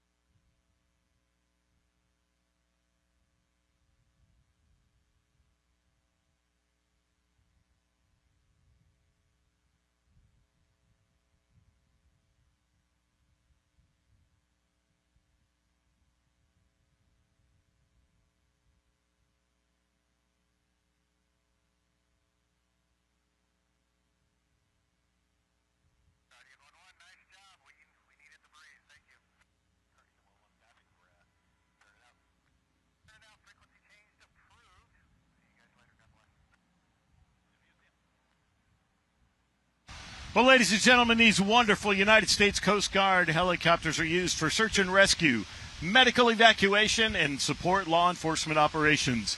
The folks in St. Pete, Clearwater cover from the Caribbean, the Gulf of America, and the Bahamas. The folks in the National Capital Region cover the entire National Capital area, as well as the M65E Dolphin you saw from Coast Guard Air Station Elizabeth City, North Carolina.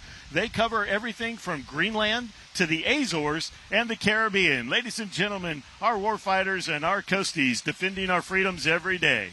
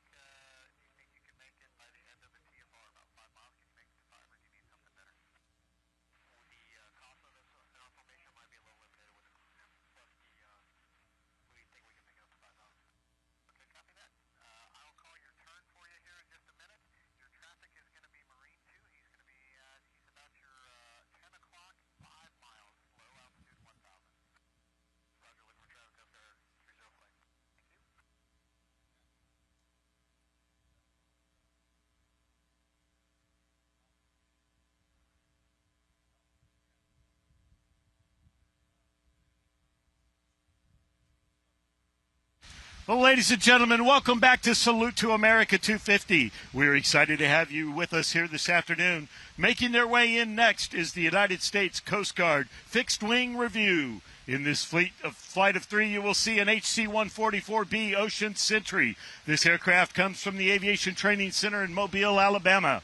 Also in the flight is a C-130, the HC-130 Coast Guard Aviation Station, Elizabeth City, North Carolina, and the CJ-27J Spartan from Coast Guard Air Station, St. Pete, Clearwater, Florida. As they pass directly overhead, ladies and gentlemen, notice the amazing formation flight here of these three beautiful aircraft that support search and rescue, homeland security, and environmental protection for all of us here in the United States. What a beautiful sight here over our nation's capital today, the United States Coast Guard Fixed Wing Review.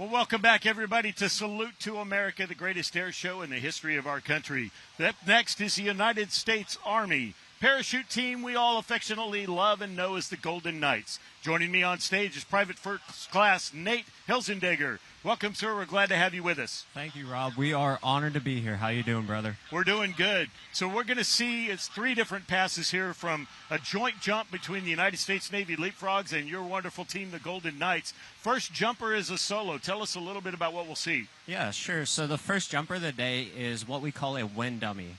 So riding up to altitude, at 2,000 feet, we throw parchment paper right over the target where we want to land. And we circle that paper the entire way until it lands and hits the ground. Then we take that distance, whatever it flew past the target, and we are going to get out that same distance upwind of the target so we can land on target for the American public. That's awesome. Well, we're excited to see that, and thank you for giving us that behind-the-scenes look at what we do at air shows. Now, we are just about 10 seconds, 15 seconds away from that first step off the back of the aircraft. Tell us a little bit about, as we look for that with the cameras, what are we seeing in terms of the aircraft they're coming out of? I know you'll talk a little bit about that later. Sure, yes. So the aircraft is going to be flying a 320-degree heading, and right now you should be able to look up and see smoke in the air as we have a Golden Knight in free fall, rapidly approaching speeds of 120 miles per hour. Now, Nate, as he does that, as he's free falling, he can navigate with his arms and legs and stay in position for what you described as the target, correct? Yes, sir, exactly. So what we do, Rob, is we use the relative wind and we use our body as flight controls. We can move left, right, forward, backwards. Any orientation you can picture, that's how we can fly. Awesome. And then as he gets closer down to the ground, about what altitude will he deploy his parachute as he makes his way in? Yeah, so Sergeant Eric Garcia was the wind dummy today, and he just deployed his parachute at approximately 3,000 feet. Wow, what a beautiful sight here over the skies of our nation's capital, ladies and gentlemen. The United States Army Golden Knights with Old Glory flying on the canopy rigging of the parachute there. Nate, what a beautiful sight we've got there. Yes, sir, Rob, it is actually. So when he deploys the parachute, the flag doesn't come down right away. On the parachute itself, we have what's called a flag bag and a flag line. After we're under canopy, Rob, we can then deploy the 200 square foot American flag, making for a wonderful visual. Wow, that is absolutely spectacular. So how much time do you think, Nate, until we see the next pass where we'll see some more jumpers than these from the Navy? Sure, so on the next pass, you're going to see the Navy Leapfrogs. And then on the third pass will be our full demonstration from the Golden Knights Gold Demonstration Team. Perfect. So about how far out do we think the second pass is?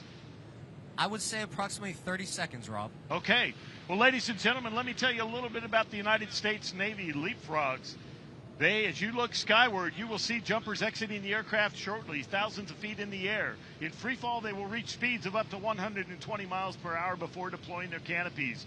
You know, in just 2.5 months of winter training, the jumpers on the Leapfrogs accumulate over 300 jumps, each practicing the canopy formations and maneuvers you see above. If you look closely, you can see the jumpers piloting towards each other, docking and maneuvering their canopies together. This is called two-stack. It serves as the building block for all of their larger formations.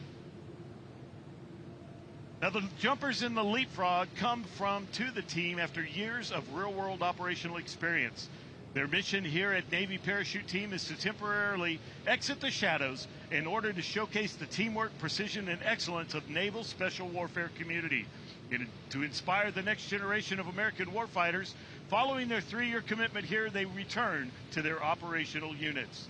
Now, while parachute demonstrations like these are inherently dangerous, the team mitigates the risk through meticulous planning, rigorous training and rehearsals, teamwork, and a relentless dedication to mastery in naval special warfare. Their lives and the lives of their teammates depend on this.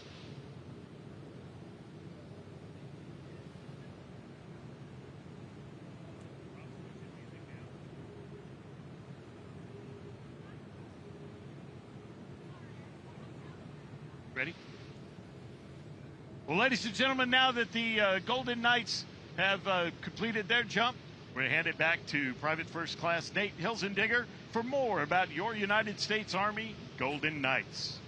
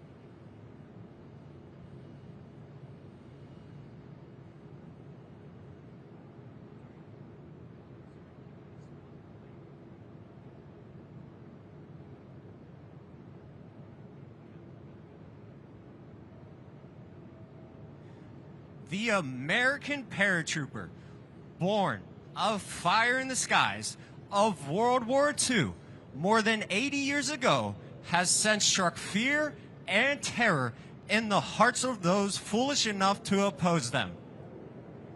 Relentless in their skill and courage, not only in the air, but also on the ground, these brave soldiers have forged for themselves a place of honor in America's hearts.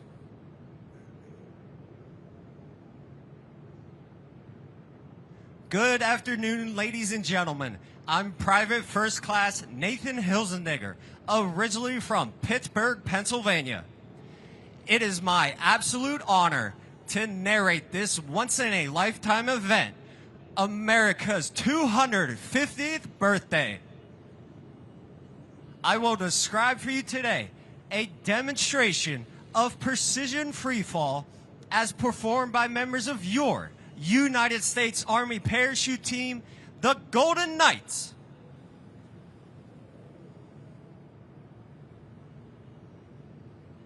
At this time, members of the Gold Demonstration Team are circling high overhead at an altitude of 10,000 feet. The jump master is actually looking out the left door of the aircraft. His head is outside in the wind and the cold. Through a series of hand and arm signals, the jump master is relaying heading corrections to the pilot, maneuvering the aircraft to a precise exit point for the jumpers. Watch closely as you may see the nose of the aircraft move slightly left or right. The jumpers are out and the smoke is on. We now have members of the Golden Knights rapidly approaching speeds of 120 miles per hour. The initial part of the formation is called the base, and it forms quickly as the initial jumpers fly their bodies together while interlocking their arms and legs to form the nucleus of the formation.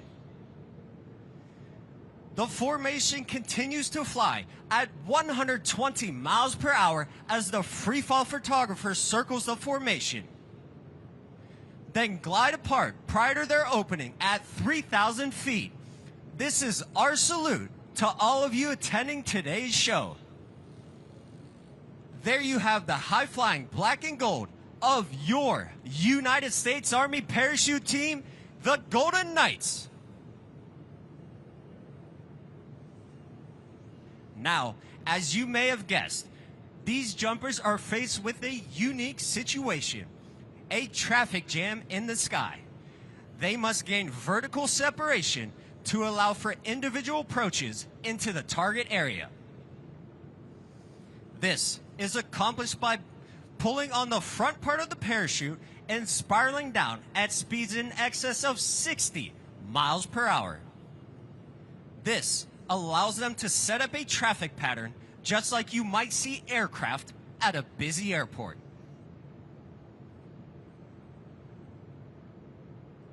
The smoke trails each jumper leaves in the sky are created by two M18 red smoke grenades, which emit a continuous stream of smoke for up to 90 seconds. The jumper attaches these to 1 foot with a specially designed bracket and then ties the activation pins to a lanyard. By pulling on this lanyard, they can ignite the smoke immediately upon exiting the aircraft or while in free fall.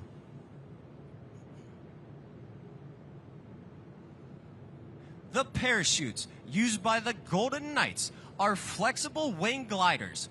Constructed of lightweight ripstop nylon, these parachutes have an inherent forward airspeed of 22 miles per hour. To turn left, the jumper pulls down on the left steering line. To turn right, the jumper simply pulls down on the right steering line. As the jumper's near the ground, they'll pull down on both steering lines simultaneously for the safest and softest possible landing. Looking high overhead, you may notice what seems like parachutes tangled together, but this is actually an exciting discipline in skydiving known as canopy relative work. Thanks in part to the advanced aerodynamic design of these ram air parachutes, one jumper can fly right up to the hands of another jumper without affecting its flight characteristics. At just the right moment, the jumpers pull opposite steering lines, maneuvering their parachutes into a downplane and diving straight toward the ground at over 80 miles per hour. As they approach the ground, you may hear the command, "Ready, break," and the jumpers will separate for 2 soft stand-up landings in the target area. With a quick pull of a handle, Staff Sergeant Jonathan Pemberton will release the massive 5,000 square foot American flag. To keep the flag properly oriented, a 35-pound weight is attached to the bottom, adding a total of 150 extra pounds to the jumper. The flag is securely fastened to the front of the jumper's harness by 4 attachment points, requiring exceptional skill to pilot both the parachute and the massive flag. Ladies and gentlemen, this concludes our performance for the day, and on behalf of the entire team, I would like to thank each and every one of you for being such a warm and receptive airborne audience. In closing, I leave you with this final thought. In the future, may all of your days be prosperous and your nights golden.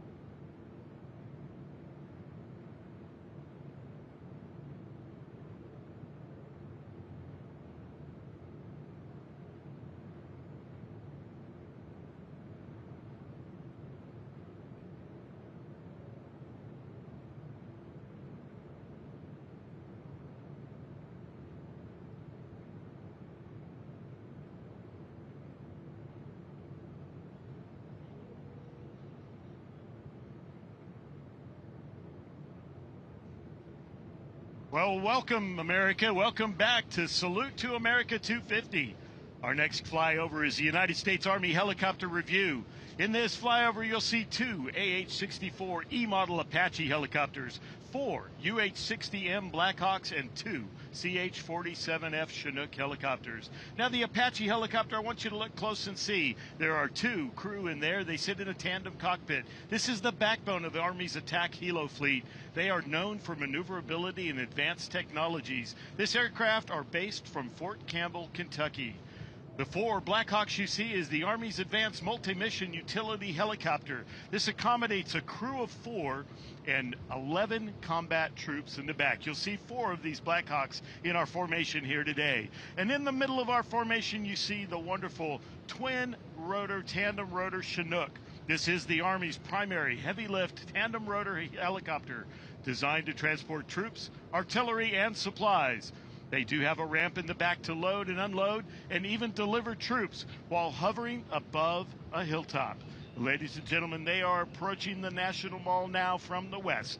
Above the Lincoln Memorial, you see them on screen. We're so honored to have them here with us. Ladies and gentlemen, this is the United States Army Helicopter Review.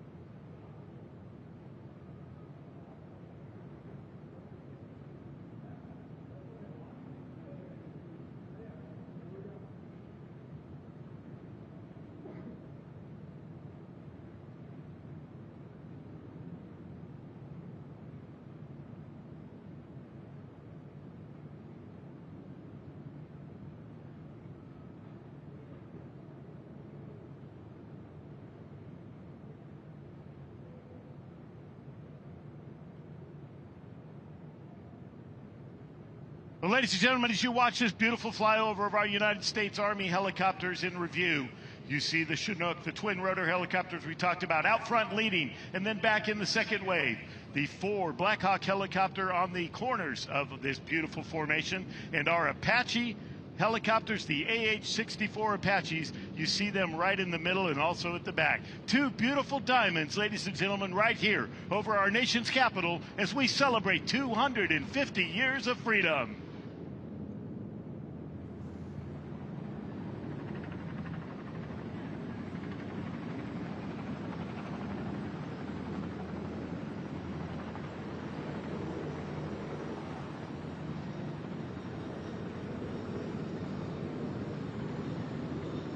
Wow, well, how about that, America? As we celebrate 250 years of freedom, it doesn't get much better than that. Well, you know what? We're going to equal that the rest of the day. We are just getting started. We have upwards of 100 aircraft involved in this wonderful aerial salute today as part of our nation's celebration of 250 years. That was your United States Army Helicopter Review, and we will be back with you in just a little bit with another segment here as we salute to America 250.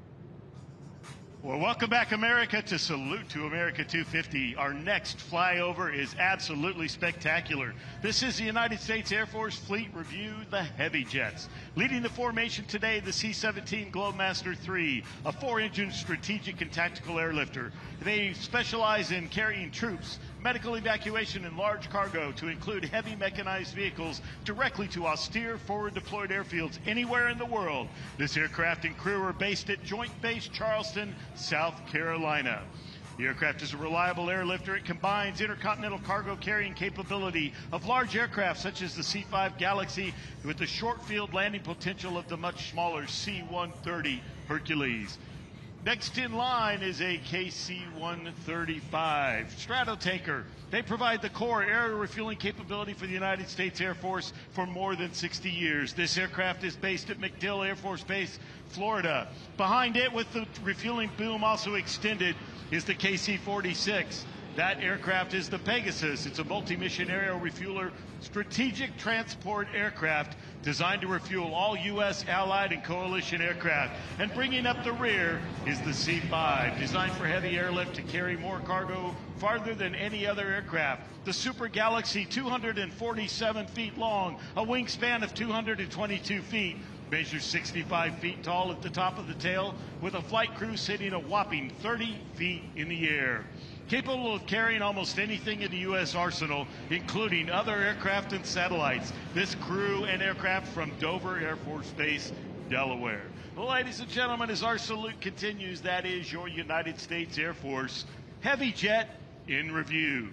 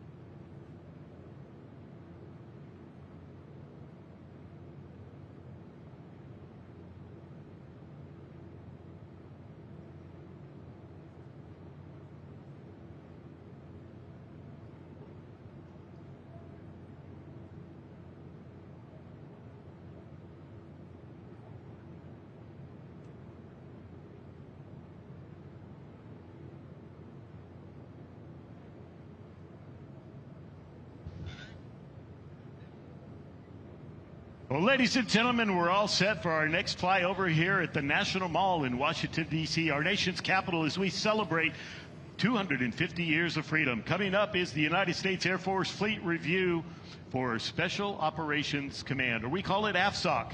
These aircraft are all from Cannon Air Force Base, New Mexico. You'll see 2 AC-130J Ghost Riders, 2 CV-22 Ospreys, and 2 of the brand new OA-1K Sky Raider 2s. Now, the AC-130 Ghost Rider is AFSOC's premier heavy gunship. Highly modified variant of the Lockheed C-130. It's a close air support, air interdiction, and armed reconnaissance aircraft. The Ospreys are medium-lift capable tilt rotors, short takeoff and landing aircraft. They have the speed and range of a turboprop aircraft, the maneuverability of a helicopter, and the ability to carry 24 combat troops twice as fast and 5 times farther than previous helicopters. We also have the OA-1K Sky Raider 2s, the historic name back to the A-1D Sky Raider of Korea and Vietnam era. The Sky Raider 2 represents a new era of cost-effective aircraft, adaptable across a wide spectrum of mission needs. The missions it supports include close air support, precision strike, and armed reconnaissance. They present a smaller maintenance package, and they operate with lower cost per flying hour than conventional aircraft or other special ops platforms. Ladies and gentlemen, this is the United States Air Force AFSOC Special Operations Fleet that supports our warfighters downrange each and every day. 2 beautiful AC-130J Ghost Riders. On the formation's left, 2 of the CV-22 Ospreys, and on the formation's right, 2 of the OA-1K Sky Raider 2s. Ladies and gentlemen, what a beautiful sight here over the reflecting pool and now the Washington Monument.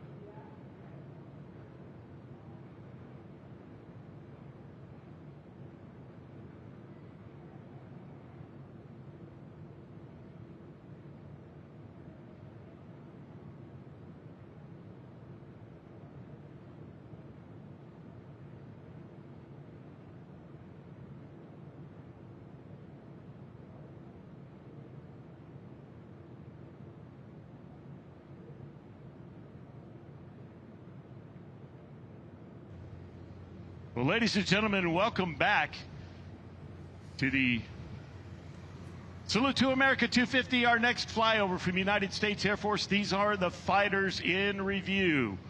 2 F-15E Strike Eagles and 2 F-16 Fighting Falcon or Vipers.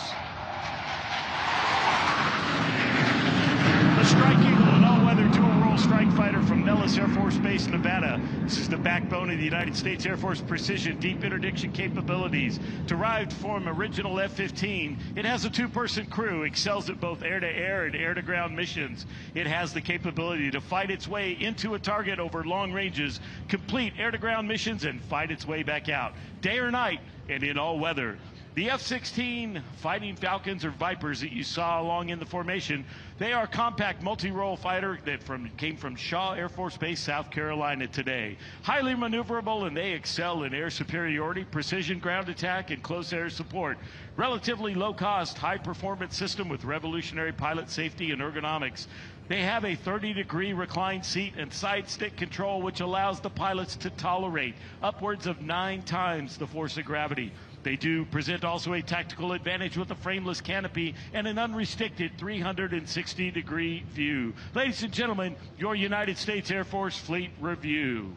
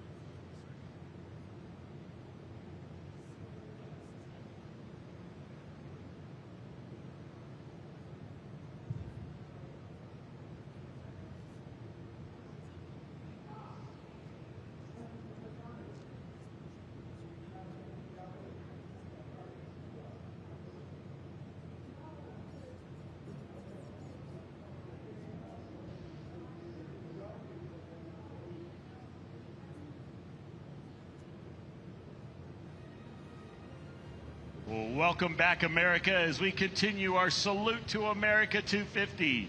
Our next aerial flyover will be our Executive Rotary Wing Airlift in Review. You will see aircraft from Marine Helicopter Squadron 1, known as the Nighthawks. The VH-3 Sea King will be there. The premier executive helicopter squadron for the U.S. government is Marine Helicopter Squadron 1. They are responsible for worldwide helicopter transportation of the President and Vice President, high-ranking Department of War officials, and even foreign heads of state. As they approach the area from west of the mall over the Lincoln Memorial momentarily, you will see 3 aircraft initially. These are the operating, you familiar with, the famous green and white type helicopters. The VH-3 Sea King, a long-standing icon known as Marine One when the President is on board. The VH-60 White Hawk, adapted from the UH-60 Black Hawk helicopter, and the VH-92A Patriot, the newest addition to the fleet, incrementally replacing older aircraft.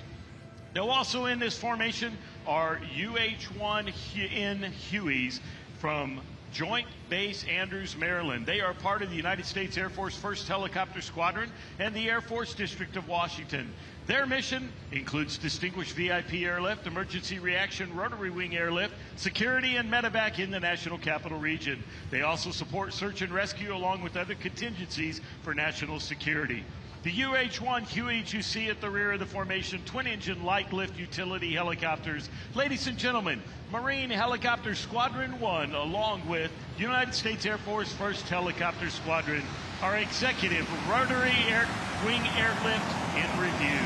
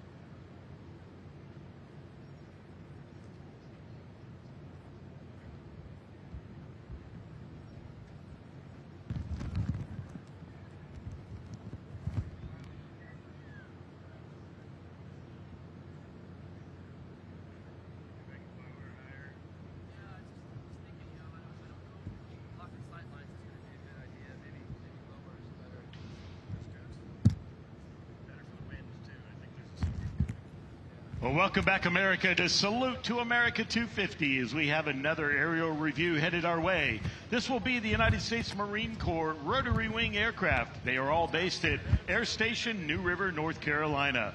You will see in the fleet 2 AH-1Z Vipers, 2 UH-1 Yankee Venom helicopters, 2 CH-53 King Stallions, and 2 MV-22B Ospreys. Now, the AH-1Z Viper is a twin-engine attack helicopter used for close air support, armed reconnaissance, and fire support. As you see them crossing the Potomac River, headed into the mall eastbound. The UH-1 Venom is a twin-engine, four-bladed, medium-sized utility helicopter. Versatile, combat-proven helicopter that performs multiple roles, including troop transport, casualty evacuation, and airborne command. The CH-53 King Stallion, is the United States Marine Corps heavy-lift helicopter, the most powerful heavy-lift helicopter fielded by the United States military. It excels in rapid ship-to-shore troop transport, casualty evacuation, and lifting heavy combat vehicles. Now, the MV-22B Osprey is a medium-lift, capable tilt rotor, short takeoff and landing aircraft. It has the speed and range of a turboprop aircraft, the maneuverability of a helicopter, and the ability to carry 24 United States Marine Corps combat troops twice as fast and 5 times farther than previous helicopters. As they approach and overhead the Lincoln Memorial, ladies and gentlemen, this is your United States Marine Corps rotary fleet in review.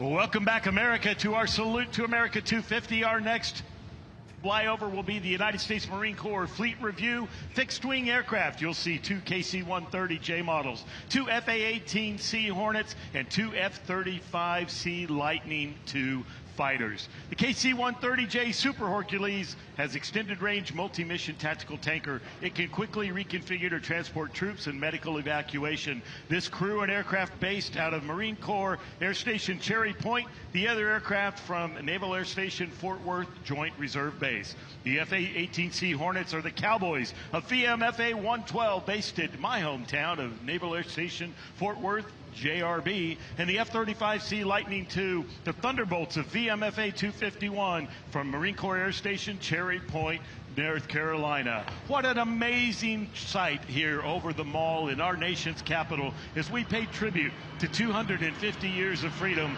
with this, your United States Marine Corps Fleet Review. The C-Model F-35 is one of 3 that you will see throughout today's show.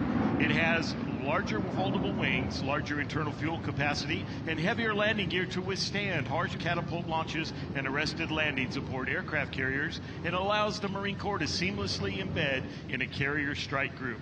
All 3 of these type aircraft that just flew by represent our United States Marine Corps and Marines everywhere as we celebrate America's 250th birthday.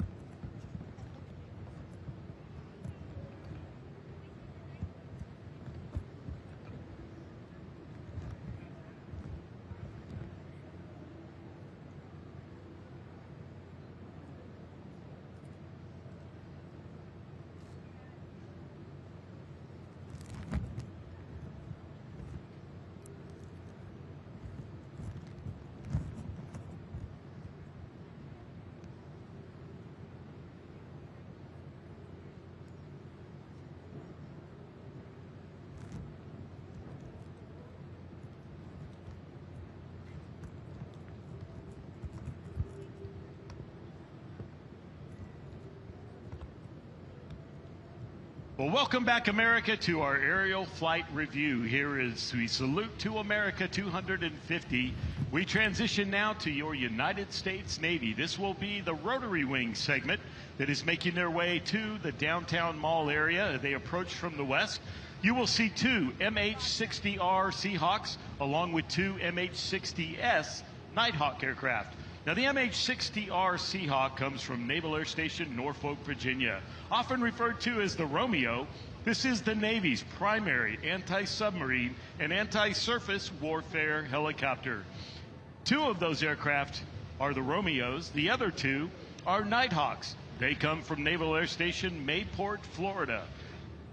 The Nighthawk is a multi-mission combat support helicopter with navalized modifications, including folding rotor blades for shipborne operations. Both of these aircraft support multiple types of missions. They both support search and rescue, medical evacuation, and combat support. The Nighthawk also has an additional role of vertical replenishment and some special warfare support. As they approach the mall area, ladies and gentlemen, what a beautiful shot here in our nation's capital of Washington, D.C., with our United States Navy rotary wing aircraft making their way now over the Potomac River as they approach in perfect formation, about to fly over the Lincoln Memorial. It's a beautiful day here in our nation's capital. It is a little warm, but you couldn't have ordered a better day to have this aerial review of our wonderful military armed forces aerial aircraft. We have upwards of 100 aircraft with us here today, and you're watching some of the best of it right now as we make our way through. So, ladies and gentlemen, overhead the Lincoln Memorial right now, there are two MH-60 Romeo Seahawks and two MH-60 Sierra model Nighthawks from your United States Navy. This is the Rotary Wing Review.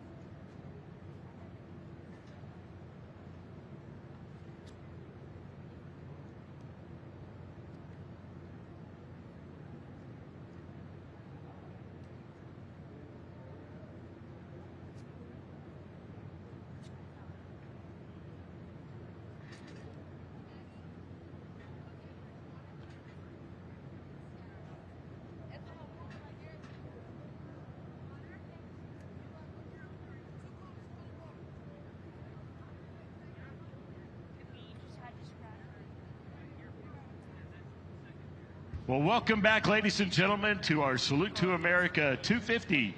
Our next flyover here over the mall in downtown Washington, D.C., our nation's capital, is part of the United States Navy. This is the P-8A Poseidon aircraft.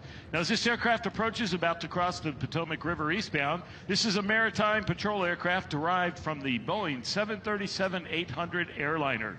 This aircraft's primary mission include anti-submarine and anti-surface warfare. This aircraft and crew come from Naval Air Station Jacksonville, Florida. Now, here's an interesting behind-the-scenes look. The call sign this aircraft is using today with the P-8 Poseidon and the anti-submarine, anti-surface warfare mission, the call sign today is Neptune. Neptune 18, ladies and gentlemen, making his way over the mall right now. This is your United States Navy fixed-wing P-8 Poseidon in review.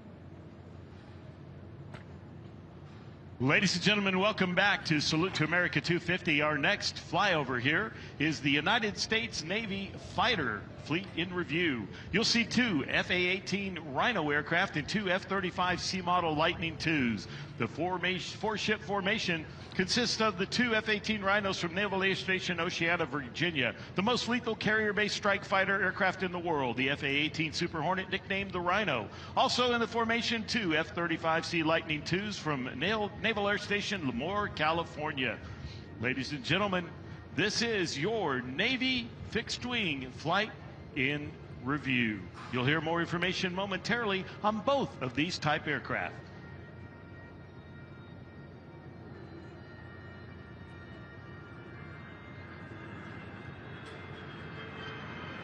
Call sign Sword on behalf of the United States.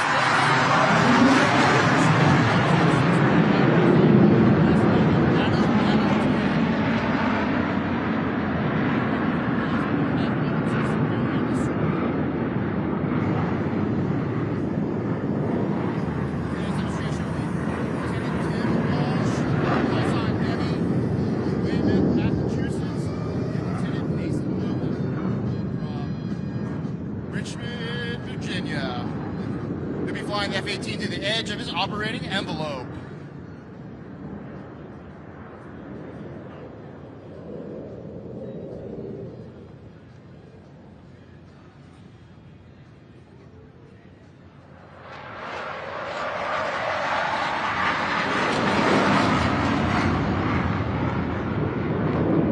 Now Debbie and Scooter are setting up for the flat pirouette where they'll demonstrate the Super Hornet's unique ability to operate at slow speeds and high angles of attack. Watch as they execute a maximum performance loop away from the crowd and command a nose high at 540 degrees turn, all while remaining parallel to the ground.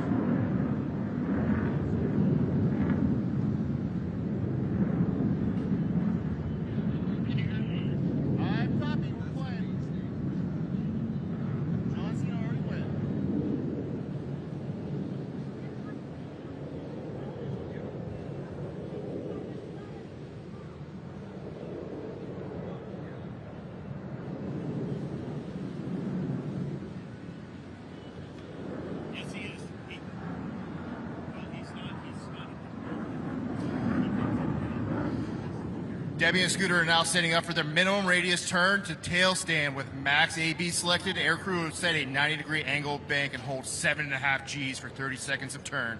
At the end of the minimum radius turn, air crew will max reform to the vertical, followed by a -2 G pushover to return level flight. Ladies and gentlemen, from the left, minimum radius turn.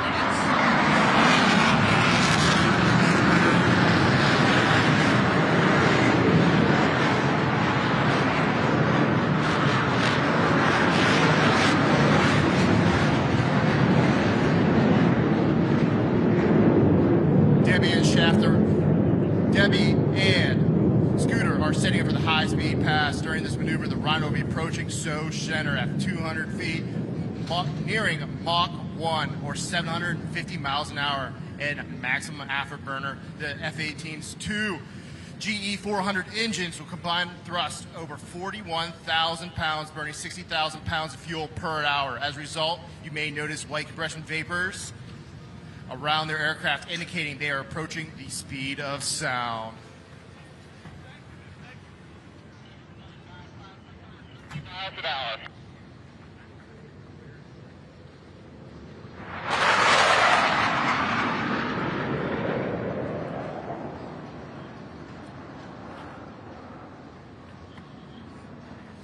In the pool, they're setting up for the vertical pirouette. Debbie and Scooter will pull the aircraft into the vertical, then roll the canopy towards the crowd, followed by a -G pushover and wings level. Air crew will use the F-18's 2 digital flight control computers to rotate back to bullseye nose low while keeping the canopy pinned to the crowd. This ability is rapid.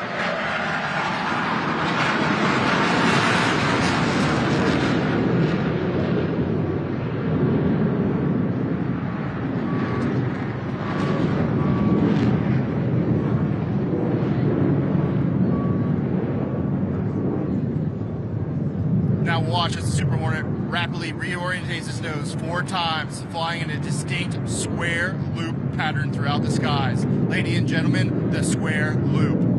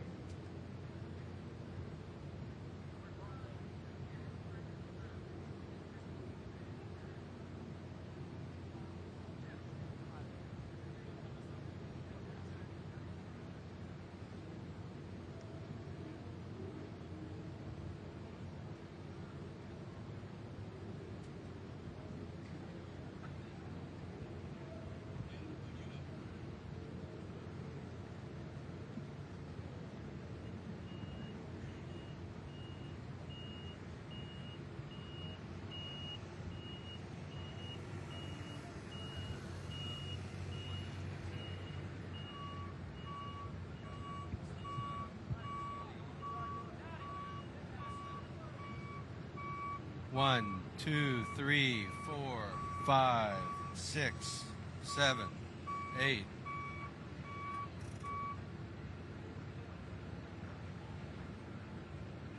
Rob's mic, 1, 2, 3, 4.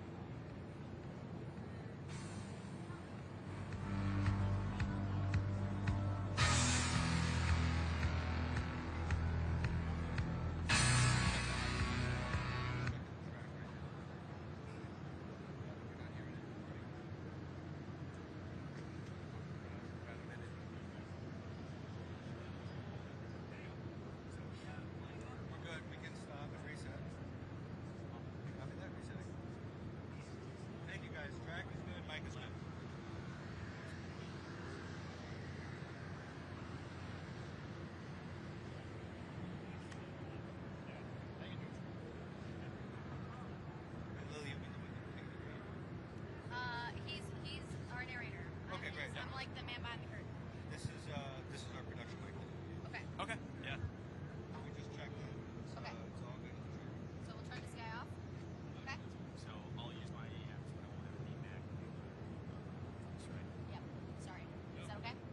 Is there any Sonos monitors out there? One to hear myself at all? Just out of curiosity. It's not. It's not down. Is there a huge player?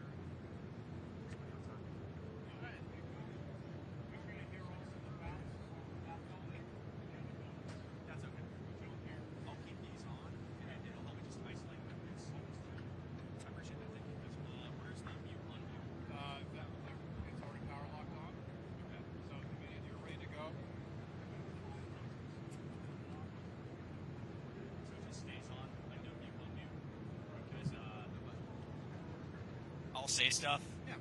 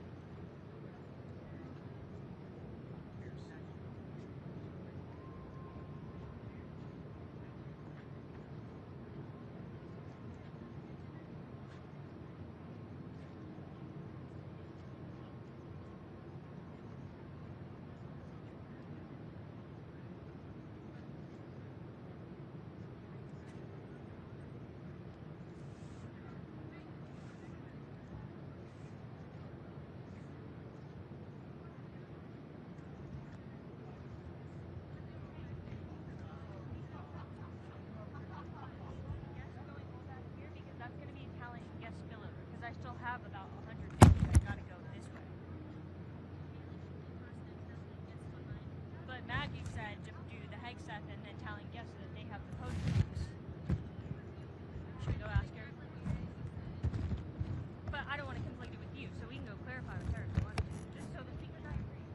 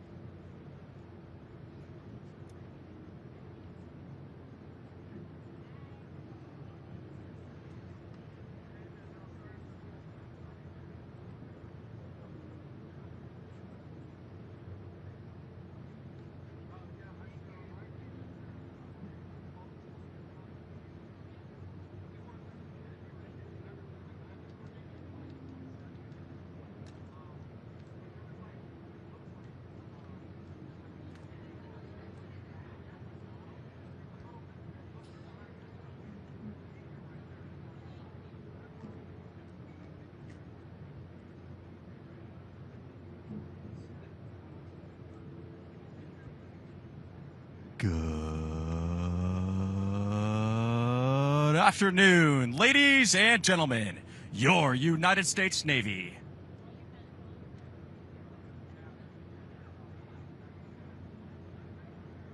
Welcome, America, back to Salute to America 250. You're in for a real treat.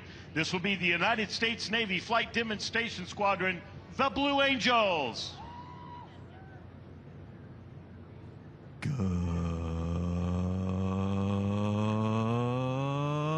Good afternoon, ladies and gentlemen.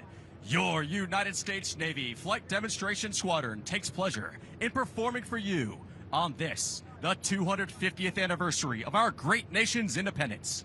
I'm Lieutenant Ronnie Hafeza, narrator for the Blue Angels. Since 1946, the Blue Angels have had the unique privilege of demonstrating to the American public the precision techniques of naval aviation, inspiring a culture of excellence and service to country. The maneuvers you will see demonstrated here this afternoon are coordinated tactical techniques developed by Navy and Marine Corps pilots in both peacetime training and actual combat.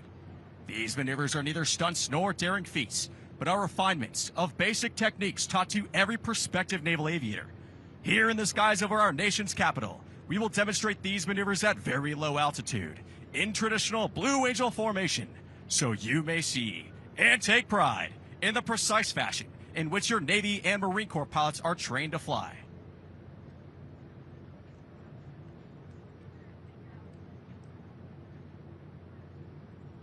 In front of the crowd, the Delta is making its approach to the flight line. Approaching show center, the entire formation will separate in dramatic fashion. Now, directly before you, the 2026 Blue Angels.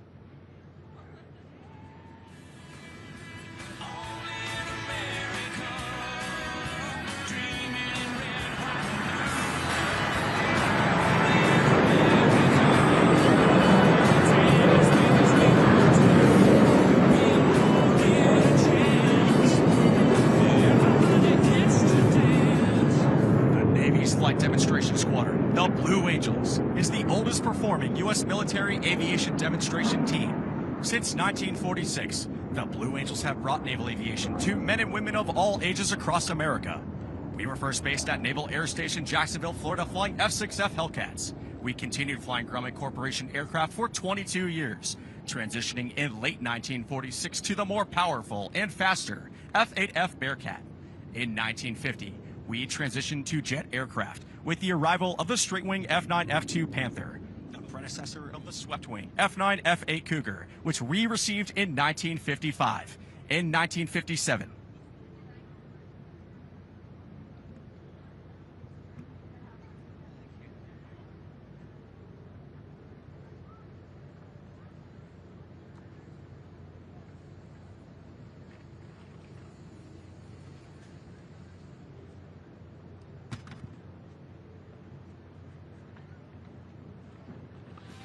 from the left, at 400 miles per hour, all 6 aircraft are approaching for the maneuvering Delta.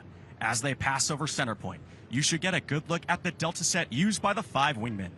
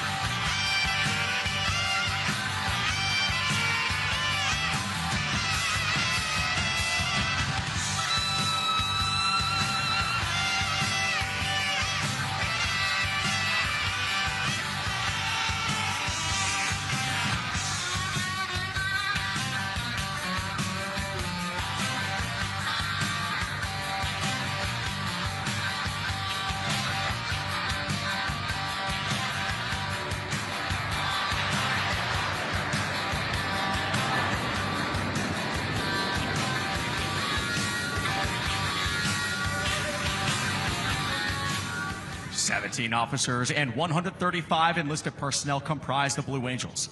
Pilots 1 through 4 fly in the diamond formation, showcasing the precision flying required of all Navy and Marine Corps pilots, while pilots 5 and 6 fly as solos, demonstrating the maximum performance capability of the aircraft. For more information on our support crews and our pilots, we invite you to follow us on social media, including Facebook and Instagram. There you'll find exclusive photos and videos, as well as an in-depth look at our organization and how we operate.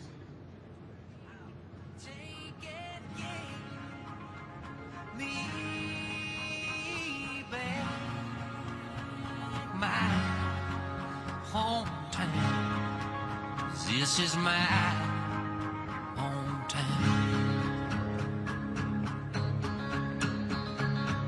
All the colors of my youth, the red, the green, the hope, the truth. Ladies and gentlemen, your United States Navy Flight Demonstration Squadron represents a time-honored tradition of pride, professionalism, and excellence, spanning 115 years of naval aviation.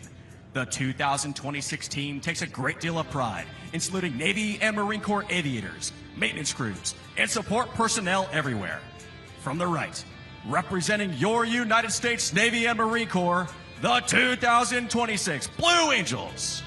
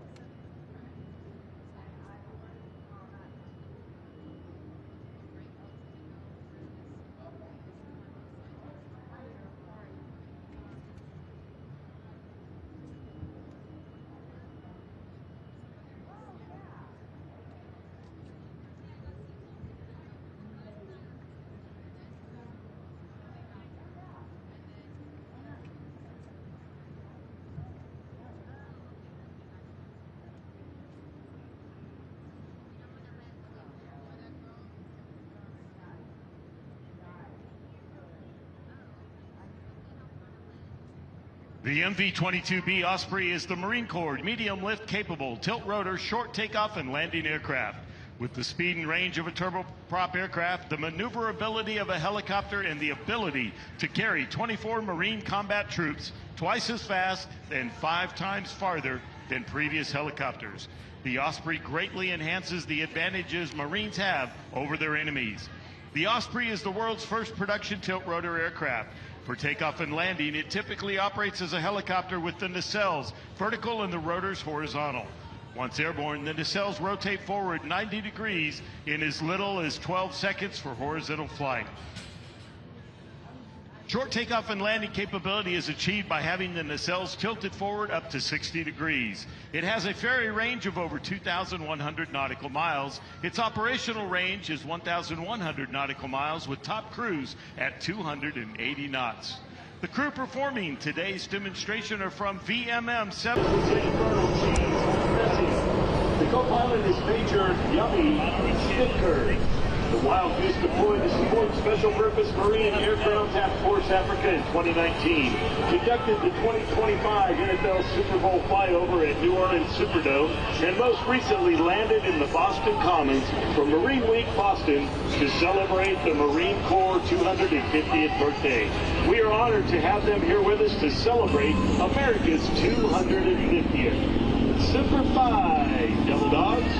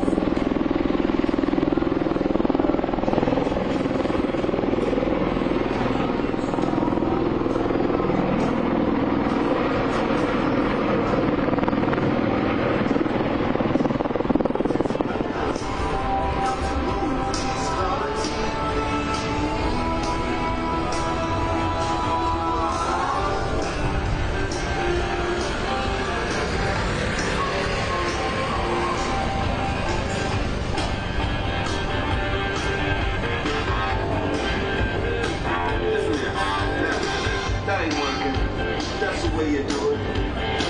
You play the guitar on the MTV.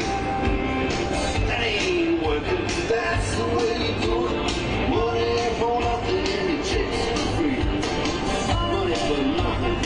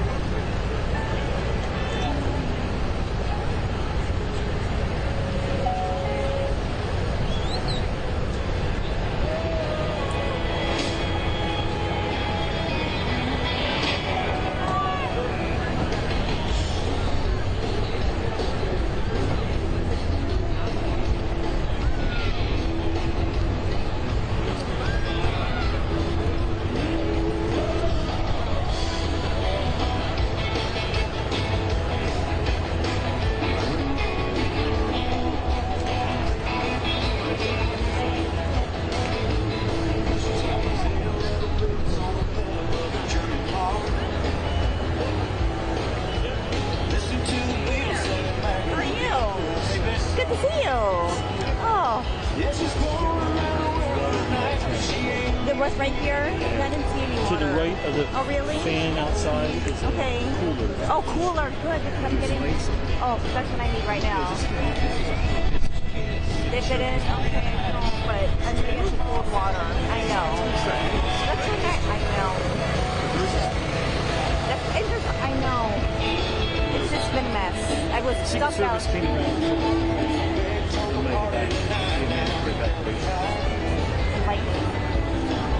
Okay. I'll see you. Thanks for the tip. I'm gonna go get some cold water. Want one? Are you?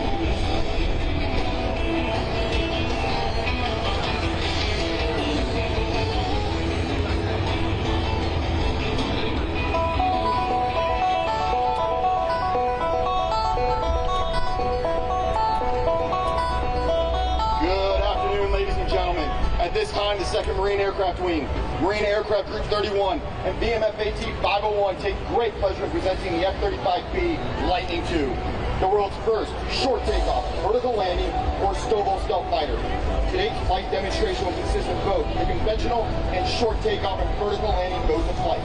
From over the White House, your F-35 demonstration pilots are Major William Horn, call sign Rankles, from Rochester, New York. He's been flying the F-35B since June of 2020, when he transitioned from the F-18 Hornet. And from the local area, Major Andrew Sanchez, call sign D-Tip, from Centerville, Virginia, who's been flying the F-35B since July of 2019.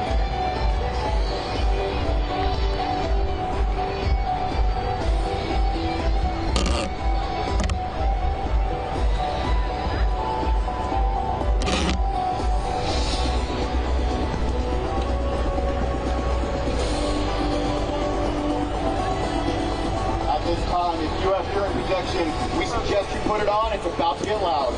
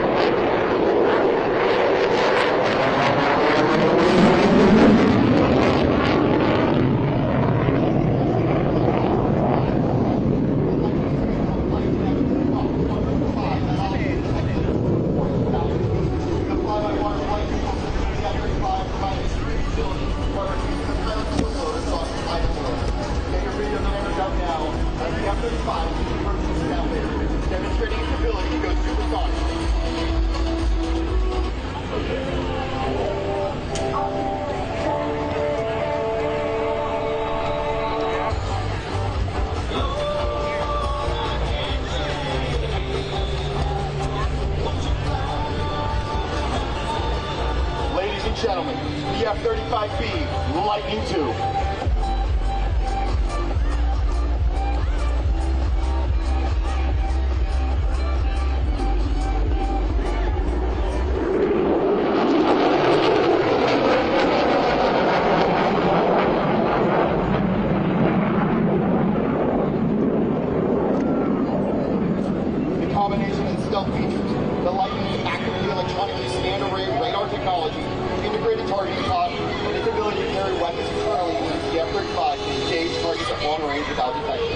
The F-35B carries a wide array of advanced precision-guided munitions, missiles, and 25mm cannons.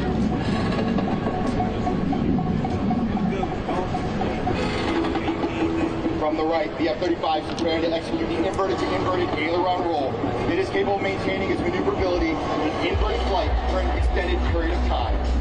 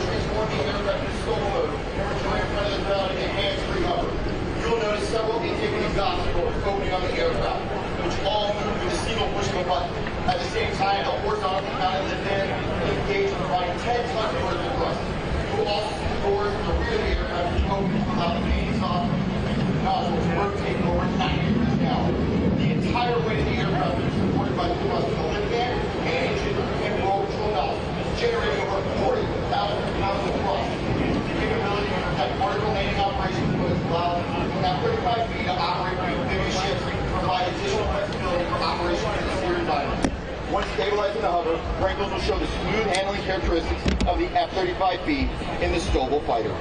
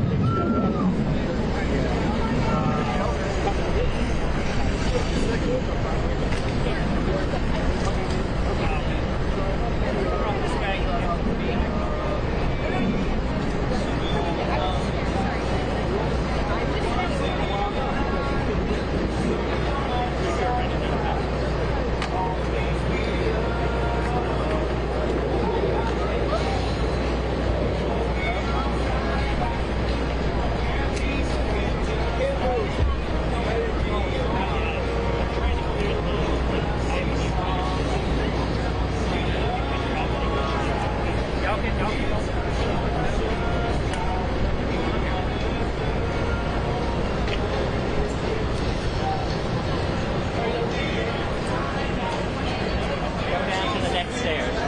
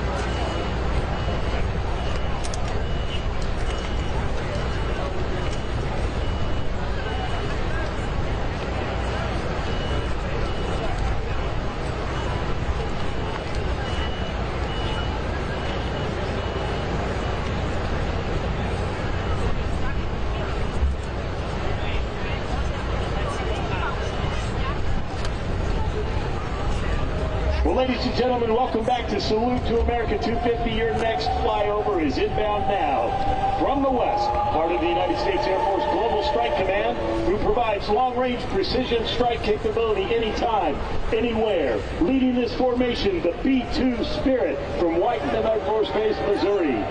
Beside that, the B-1B Lancer from Dyess Air Force Base, Texas, and the B-52 Stratofortress from Minot Air Force Base, North Dakota.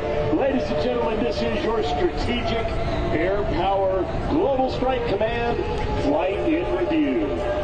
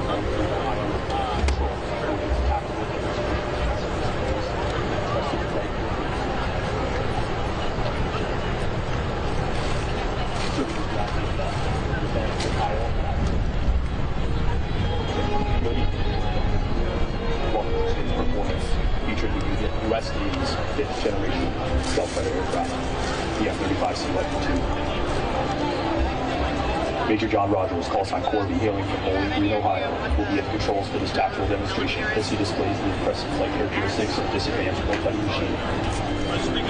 Serving as ground safety officer, we have Lieutenant Kyle Matheson, call sign Rampage, from Tehachapi, California. And I will be your narrator, Lieutenant Michael Ditzler, call sign Boone, from Canton, Michigan.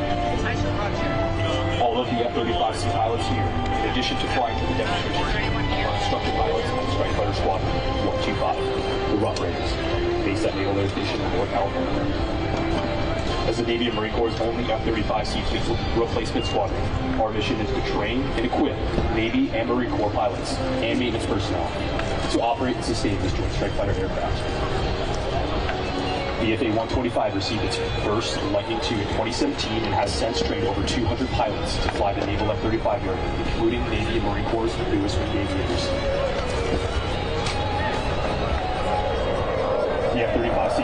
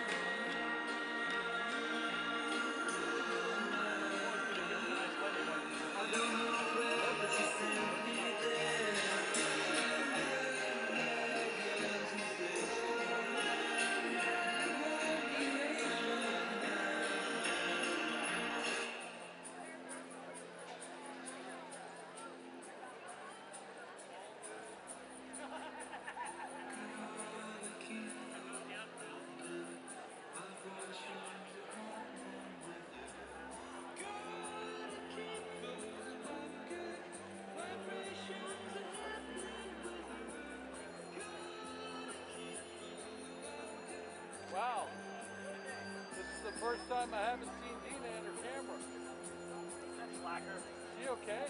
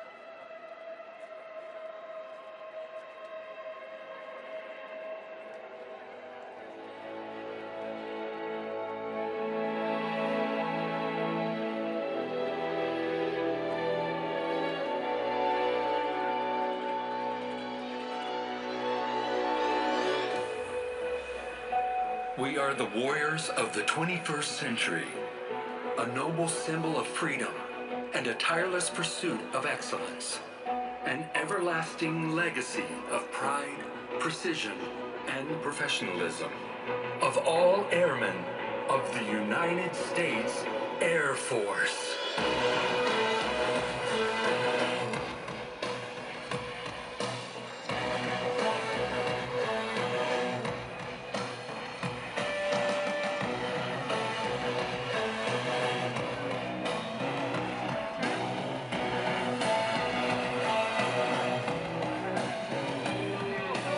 Since 1953, we have demonstrated the most advanced and respected air power in the world, the pinnacle of teamwork and dedication of the world's most elite force in air, space, and cyberspace.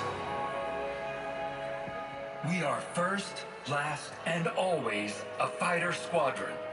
Our maintenance professionals can transform our jets to be combat ready in 72 hours, to provide the protection under which our democracy operates. Today, you will witness the unparalleled teamwork, aerial precision, and raw power employed in combat.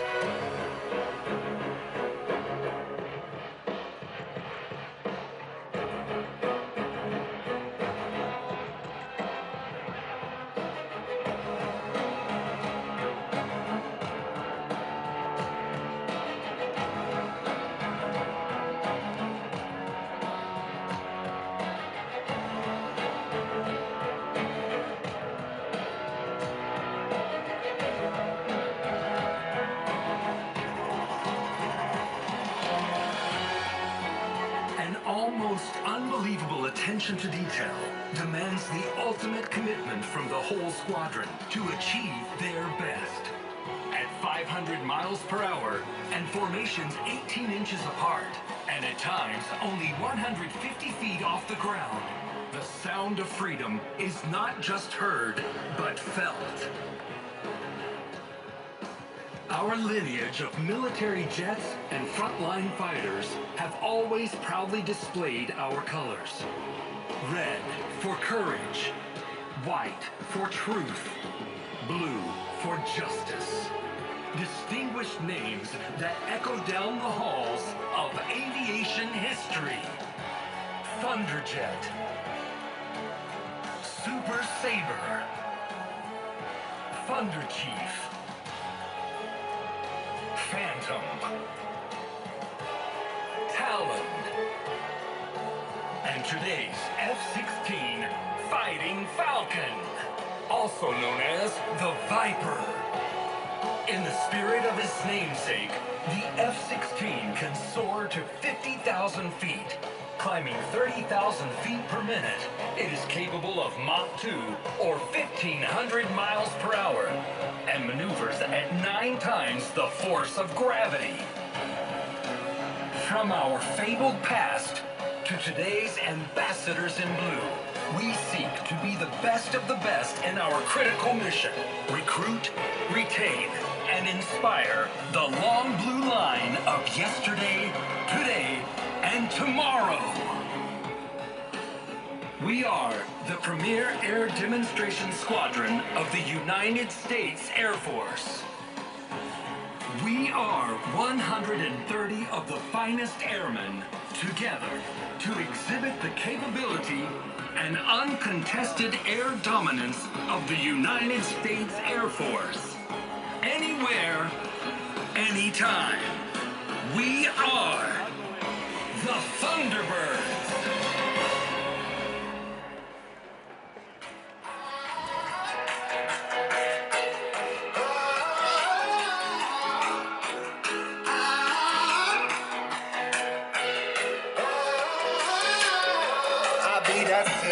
Silver lining to the story. If you thought that I would turn and run, then y'all don't know me. May my fears rest in peace, cause that's a old me. Got this taste on my tongue, I crave the glory.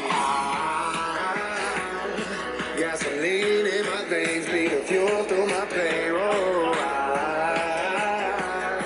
As we rise from the flames. Heart of a lion, never say never. Cut like a diamond, shine under pressure. Oh, it's time to fire on up.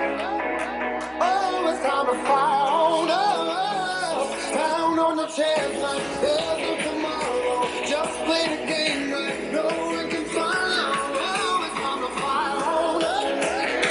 Oh, it's time to fire on up.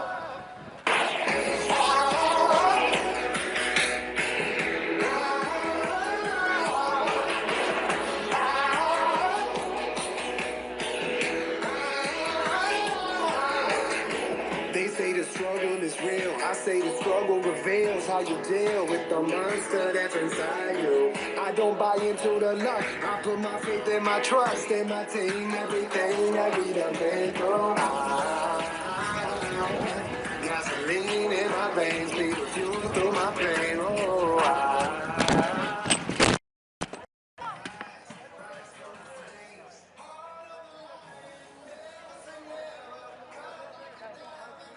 Good?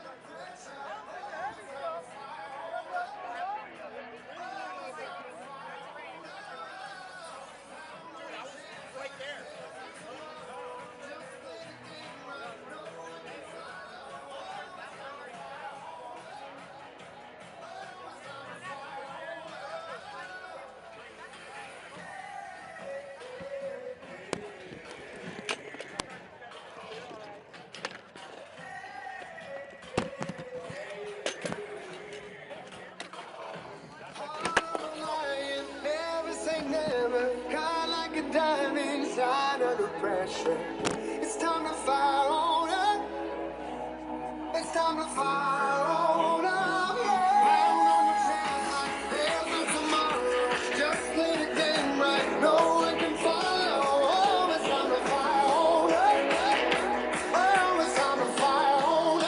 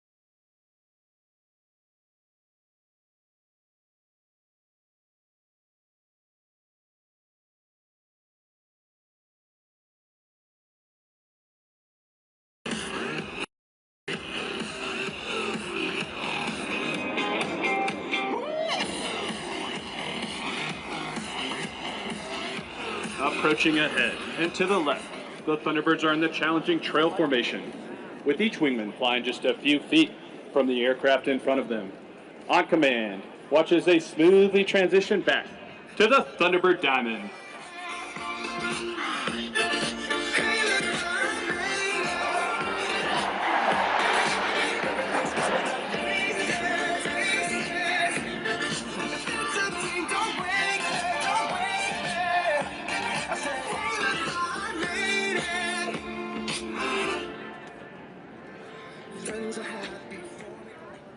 Our two solo pilots, Rogue and Triple, have once again positioned themselves on opposite ends of the show line to cross the show center for the inverted pass. A difficult maneuver made even more challenging since Thunderbird 5 to your left is approaching upside down.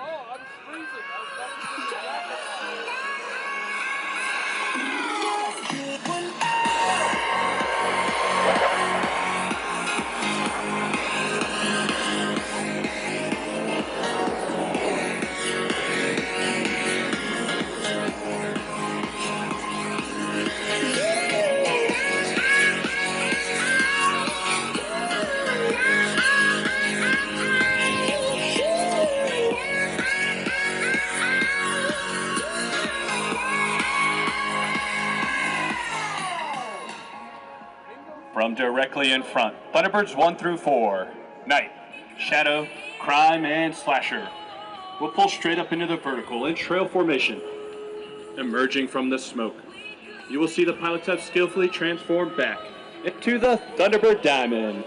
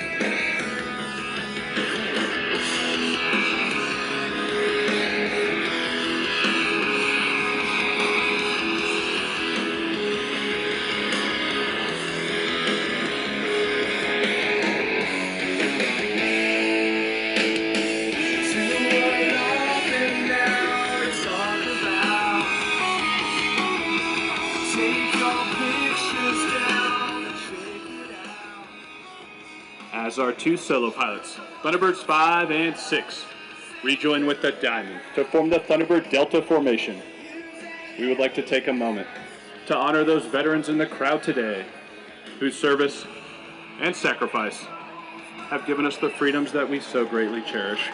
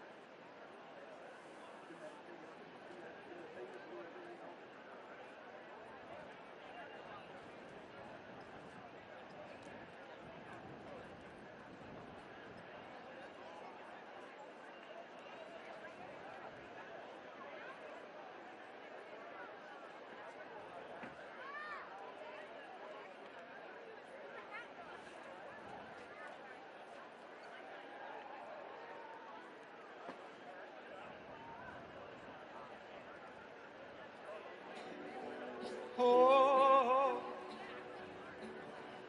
cantare. Oh, let's fly way up to the clouds, away from the mountain clouds. We can sing in the glow of the star that I know of.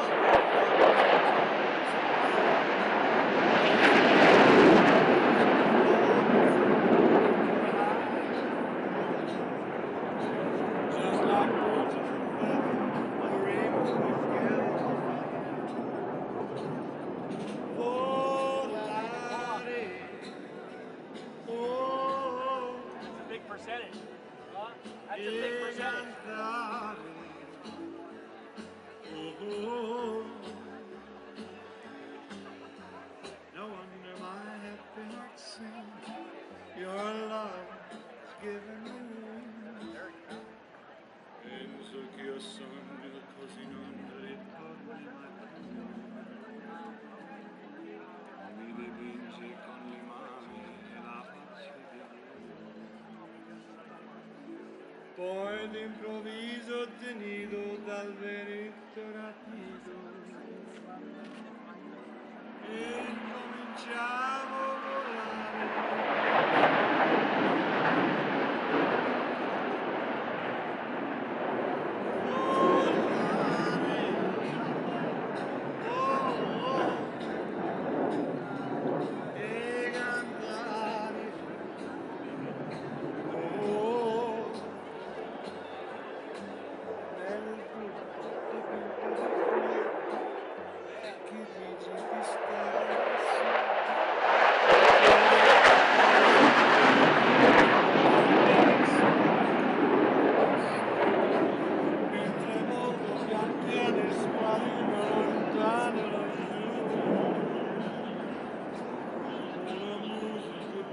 Suonare soltanto per me.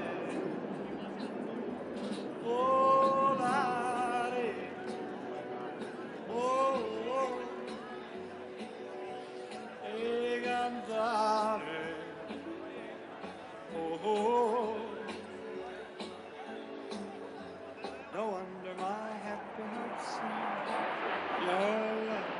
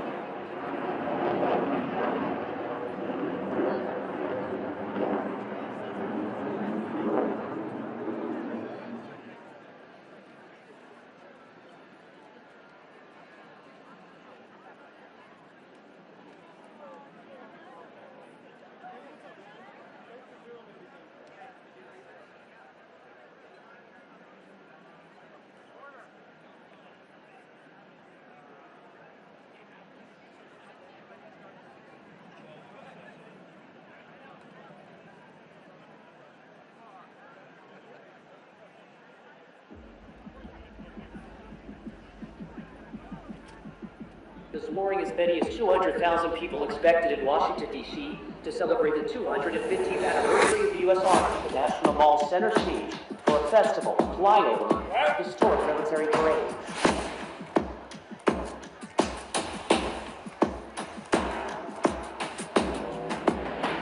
With the creation of America's Army on June 14, 1775, liberty got its shield and the freedom got its sword.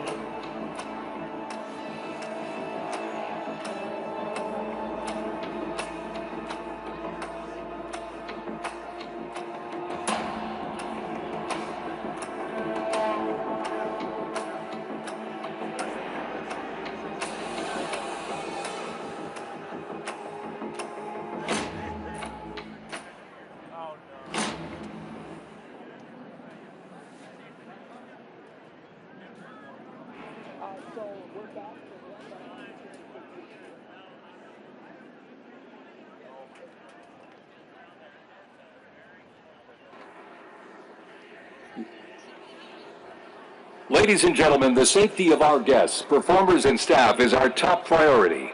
Freedom 250, United States Secret Service, United States Park Police, National Park Service, the Federal Emergency Management Agency, and all public safety partners are actively monitoring weather conditions. For your safety, all guests must seek shelter in the various white tents on the left and right side of the back of the event site. Please remain calm, follow the directions of law enforcement and event staff, and stay tuned for Freedom 250's official channels for updates. Freedom 250 will share updates on programming and doors reopening. Please stay close to our official channels for updates. Thank you.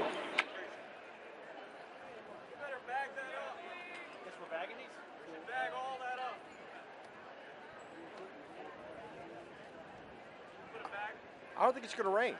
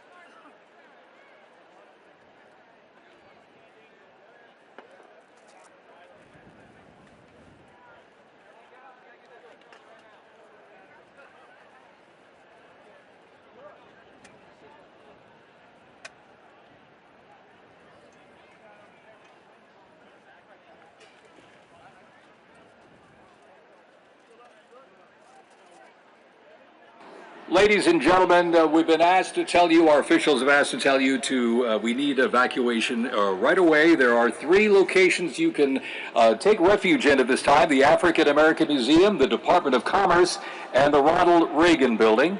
We'll keep you updated so we can get our program underway, but we're just keeping you advised at this time you can take shelter at the African American Museum, Department of Commerce, and the Ronald Reagan Building. Thank you for your cooperation.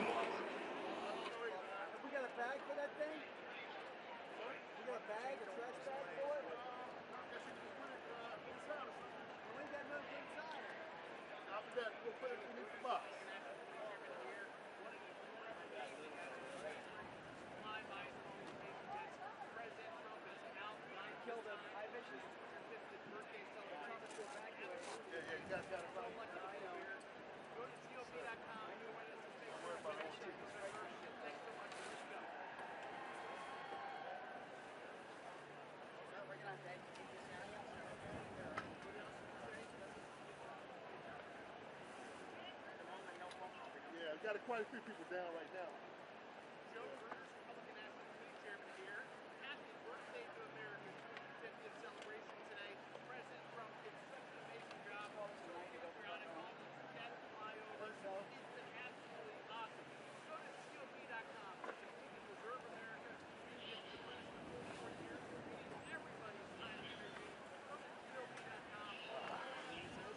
Huh? Nah, don't worry about it. I'll grab another one to you if I need to. Okay,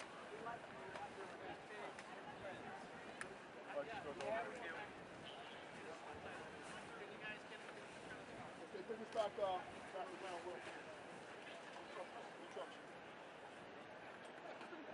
Ladies and gentlemen, for your safety, Freedom 250 is directing all guests to immediately evacuate the event grounds due to approaching severe weather. This decision made in coordination with the National Capital Safety Planning Committee and our public safety partners. Please remain calm, proceed to the nearest exit, follow all instructions from law enforcement, event staff, and volunteers. We thank you for your cooperation. Again, for your safety, Freedom 250 directing all guests to immediately evacuate the event grounds due to approaching severe weather. It was made in coordination with the National Capital Regional Planning Committee and our public safety partners who always have your safety in mind. Thank you for your cooperation.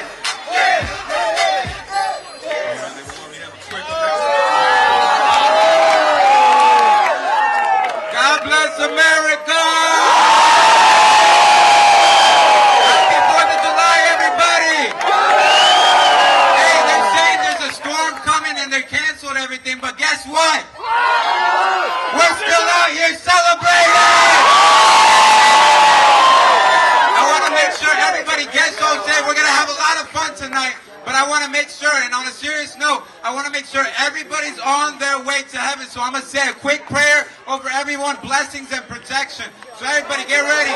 Jesus, bless all these families out here with long and healthy lives. Continue to make yourself real. I pray. Let's have some fun tonight. Let's celebrate America. And let's make sure everyone gets home safe. And if you want to make sure you're on your way to heaven, guys, say this with me, with your heart and lips out loud. It goes like this. Dear Lord Jesus, come into my heart. Forgive me of my sin. Protect me on this day. And let's have some fun.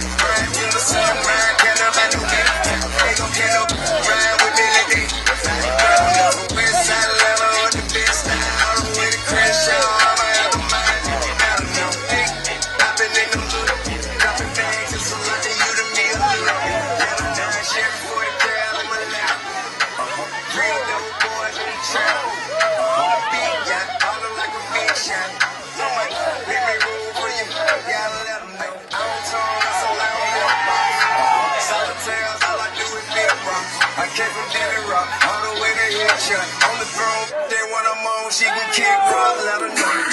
My foot up on the gas. I'm blowing money fast. I'm on these haters.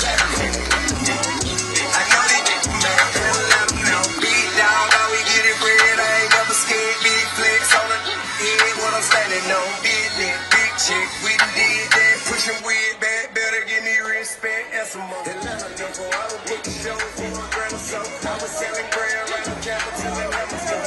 I ain't speaking to me, but you need a camera phone. So sending here to hit the cell phone. Better know, count it, follow with your count it down. They say you living down by your decision. Well, I'ma push it to the limit, never mind the consequences of the deal.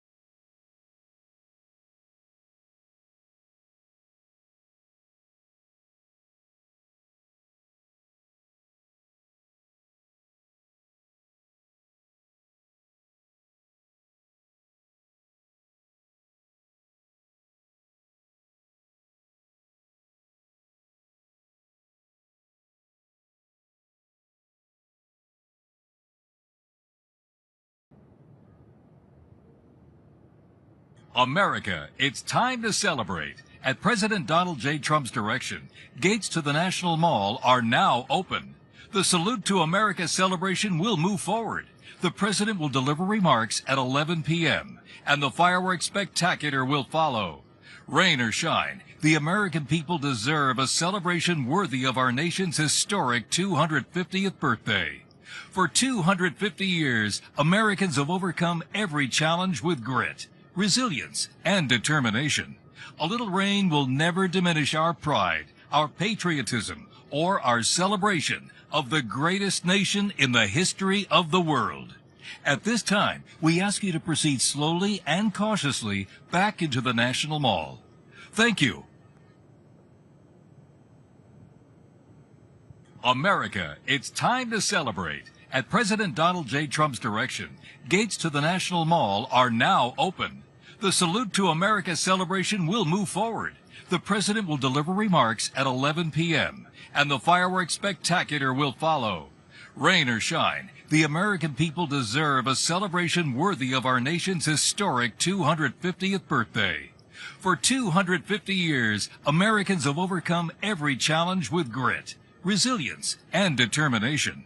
A little rain will never diminish our pride, our patriotism, or our celebration of the greatest nation in the history of the world.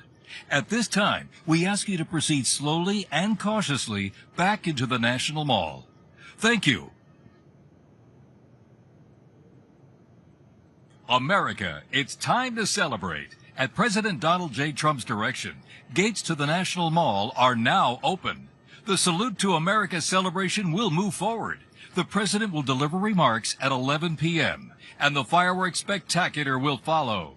Rain or shine, the American people deserve a celebration worthy of our nation's historic 250th birthday. For 250 years, Americans have overcome every challenge with grit, resilience, and determination. A little rain will never diminish our pride, our patriotism, or our celebration of the greatest nation in the history of the world. At this time, we ask you to proceed slowly and cautiously back into the National Mall. Thank you.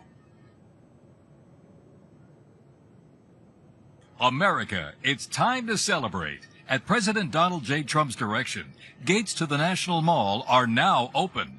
The Salute to America celebration will move forward. The President will deliver remarks at 11 p.m., and the fireworks spectacular will follow. Rain or shine, the American people deserve a celebration worthy of our nation's historic 250th birthday. For 250 years, Americans have overcome every challenge with grit, resilience, and determination. A little rain will never diminish our pride, our patriotism, or our celebration of the greatest nation in the history of the world. At this time, we ask you to proceed slowly and cautiously back into the National Mall. Thank you. America, it's time to celebrate. At President Donald J. Trump's direction, gates to the National Mall are now open. The Salute to America celebration will move forward. The President will deliver remarks at 11 p.m., and the fireworks spectacular will follow.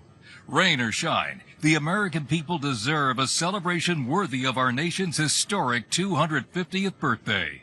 For 250 years, Americans have overcome every challenge with grit, resilience, and determination. A little rain will never diminish our pride, our patriotism, or our celebration of the greatest nation in the history of the world. At this time, we ask you to proceed slowly and cautiously back into the National Mall. Thank you. America, it's time to celebrate. At President Donald J. Trump's direction, gates to the National Mall are now open. The Salute to America celebration will move forward. The President will deliver remarks at 11 p.m., and the fireworks spectacular will follow. Rain or shine, the American people deserve a celebration worthy of our nation's historic 250th birthday. For 250 years, Americans have overcome every challenge with grit, resilience, and determination. A little rain will never diminish our pride, our patriotism, or our celebration of the greatest nation in the history of the world. At this time, we ask you to proceed slowly and cautiously back into the National Mall. Thank you.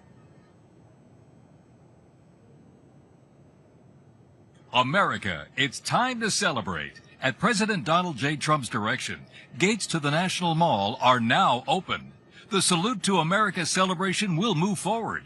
The President will deliver remarks at 11 p.m., and the fireworks spectacular will follow. Rain or shine, the American people deserve a celebration worthy of our nation's historic 250th birthday. For 250 years, Americans have overcome every challenge with grit, resilience, and determination. A little rain will never diminish our pride, our patriotism, or our celebration of the greatest nation in the history of the world.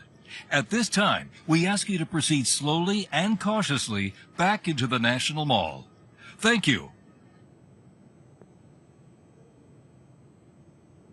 America, it's time to celebrate. At President Donald J. Trump's direction, gates to the National Mall are now open. The Salute to America celebration will move forward. The President will deliver remarks at 11 p.m., and the fireworks spectacular will follow. Rain or shine, the American people deserve a celebration worthy of our nation's historic 250th birthday. For 250 years, Americans have overcome every challenge with grit, resilience, and determination.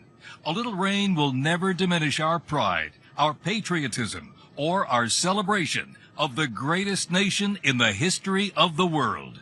At this time, we ask you to proceed slowly and cautiously back into the National Mall. Thank you.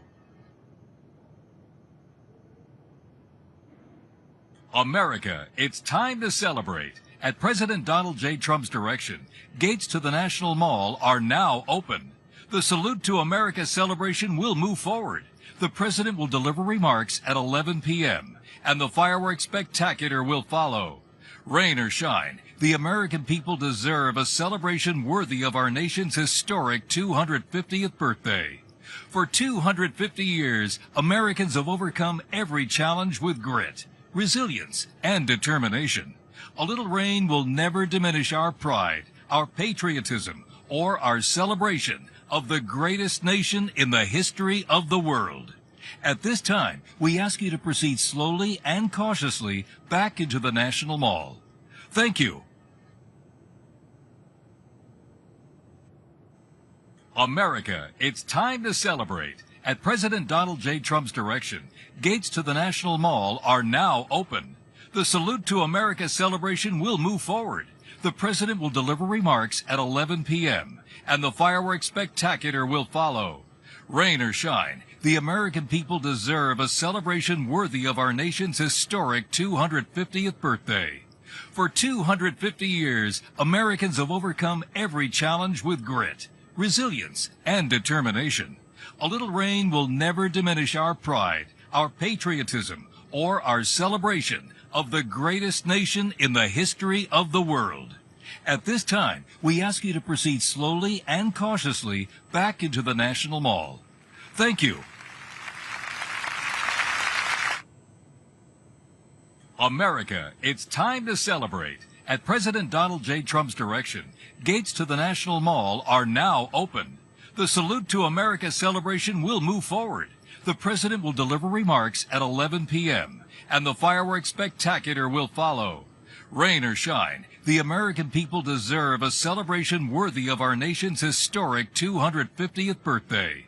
For 250 years, Americans have overcome every challenge with grit, resilience, and determination. A little rain will never diminish our pride, our patriotism, or our celebration of the greatest nation in the history of the world. At this time, we ask you to proceed slowly and cautiously back into the National Mall. Thank you. America, it's time to celebrate. At President Donald J. Trump's direction, gates to the National Mall are now open. The Salute to America celebration will move forward. The President will deliver remarks at 11 p.m., and the fireworks spectacular will follow. Rain or shine, the American people deserve a celebration worthy of our nation's historic 250th birthday. For 250 years, Americans have overcome every challenge with grit, resilience, and determination. A little rain will never diminish our pride, our patriotism, or our celebration of the greatest nation in the history of the world. At this time, we ask you to proceed slowly and cautiously back into the National Mall. Thank you. America, it's time to celebrate. At President Donald J. Trump's direction, gates to the National Mall are now open. The Salute to America celebration will move forward. The President will deliver remarks at 11 p.m., and the fireworks spectacular will follow. Rain or shine, the American people deserve a celebration worthy of our nation's historic 250th birthday. For 250 years, Americans have overcome every challenge with grit, resilience, and determination. A little rain will never diminish our pride, our patriotism, or our celebration of the greatest nation in the history of the world. At this time, we ask you to proceed slowly and cautiously back into the National Mall. Thank you. America, it's time to celebrate. At President Donald J. Trump's direction, gates to the National Mall are now open. The Salute to America celebration will move forward. The President will deliver remarks at 11 p.m., and the fireworks spectacular will follow. Rain or shine, the American people deserve a celebration worthy of our nation's historic 250th birthday. For 250 years, Americans have overcome every challenge with grit, resilience, and determination. A little rain will never diminish our pride, our patriotism, or our celebration of the greatest nation in the history of the world. At this time, we ask you to proceed slowly and cautiously back into the National Mall. Thank you. America, it's time to celebrate. At President Donald J. Trump's direction, gates to the National Mall are now open. The Salute to America celebration will move forward. The President will deliver remarks at 11 p.m., and the fireworks spectacular will follow. Rain or shine, the American people deserve a celebration worthy of our nation's historic 250th birthday. For 250 years, Americans have overcome every challenge with grit, resilience, and determination. A little rain will never diminish our pride, our patriotism, or our celebration of the greatest nation in the history of the world. At this time, we ask you to proceed slowly and cautiously back into the National Mall. Thank you. America, it's time to celebrate. At President Donald J. Trump's direction, gates to the National Mall are now open. The Salute to America celebration will move forward. The President will deliver remarks at 11 p.m., and the fireworks spectacular will follow. Rain or shine, the American people deserve a celebration worthy of our nation's historic 250th birthday.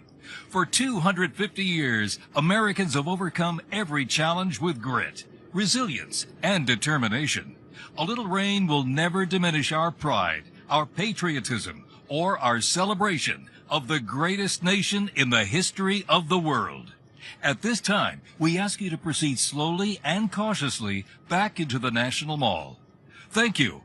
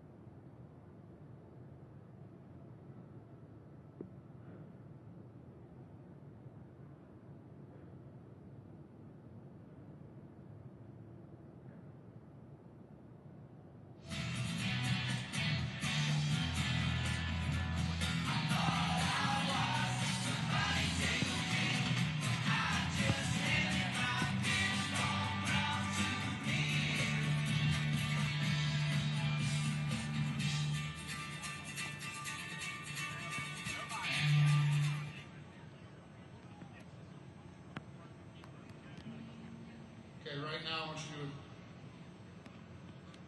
to, hey, right now I want you to take down a crap ton of 200.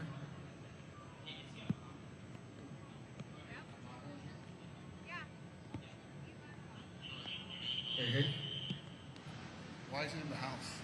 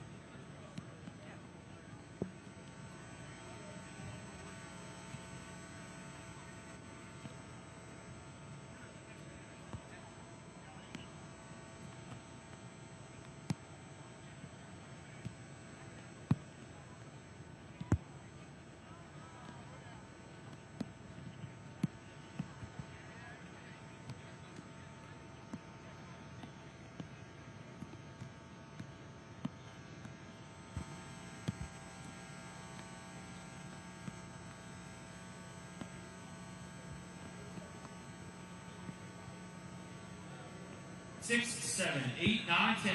Microphone check. 1, 2, 3, 4, 5. 6, 7, 8, 9, 10. Microphone check. 1, 2, 3, 4, 5. 6, 7, 8, 9, 10. Microphone check. 1, 2, 3, 4, 5. 6, 7, 8, 9, 10.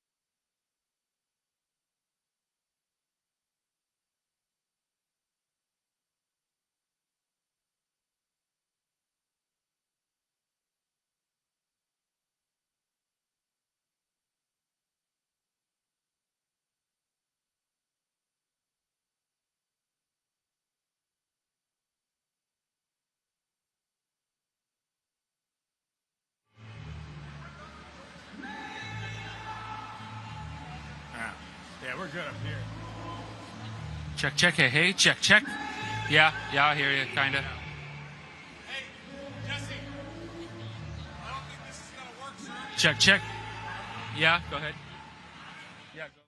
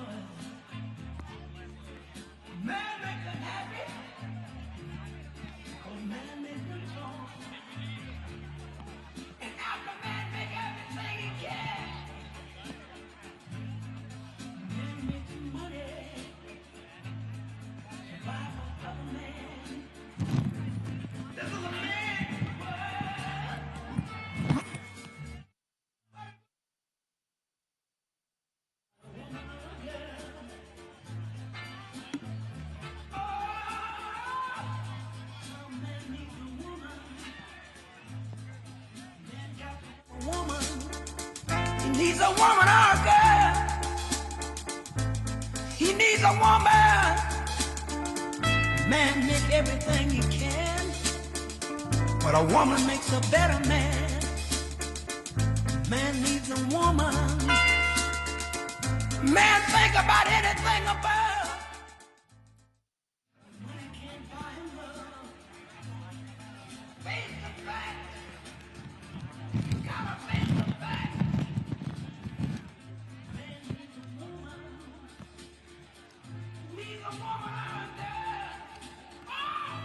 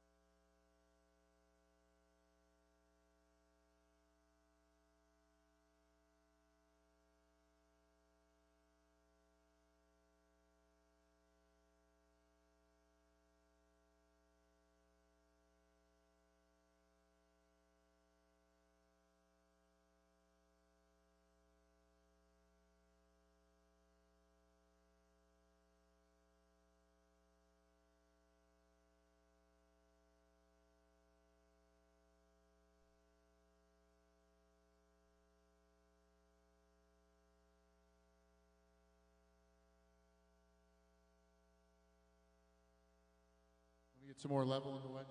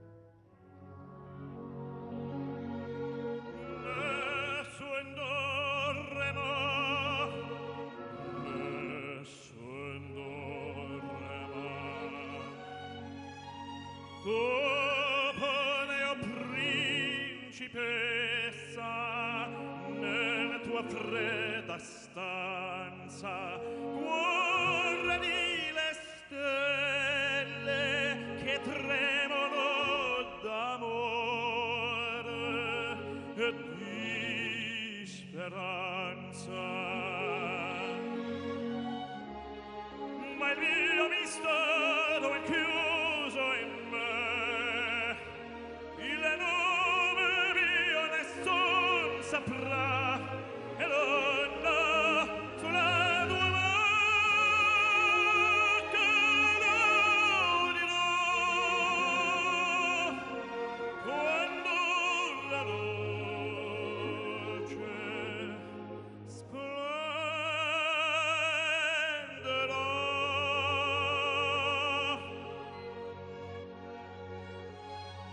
Ed il mio bacio scioglierà il silenzio che ti fa mia.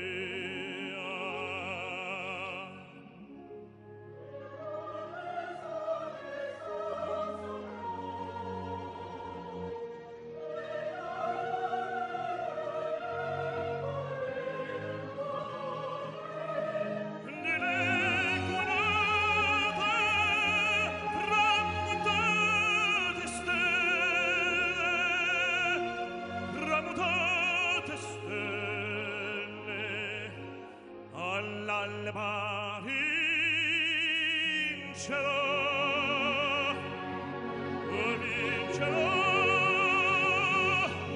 la verità.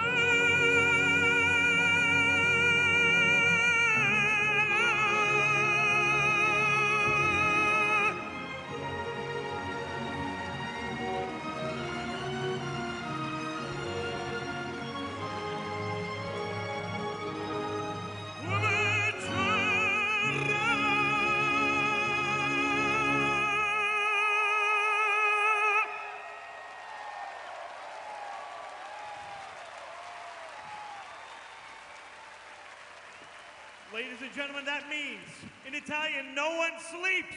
Because no one sleeps tonight, and we hear our president speak.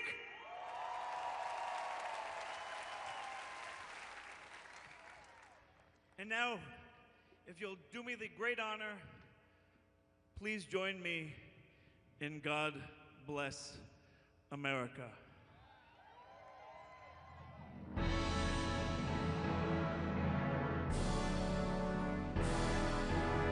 God bless America, the land that I love. Stand beside her and guide her through the night with a light from above. From the mountains to the prairies, to the oceans, wide with calm. God bless America, my home sweet home.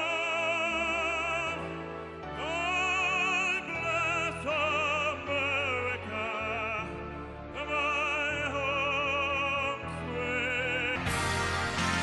God bless America, the land that I love. Stand beside her and guide her through the night with a light from above. From the mountains to the prairies, to the oceans, wide with calm. God bless America, my home sweet home. God bless America, my home sweet home.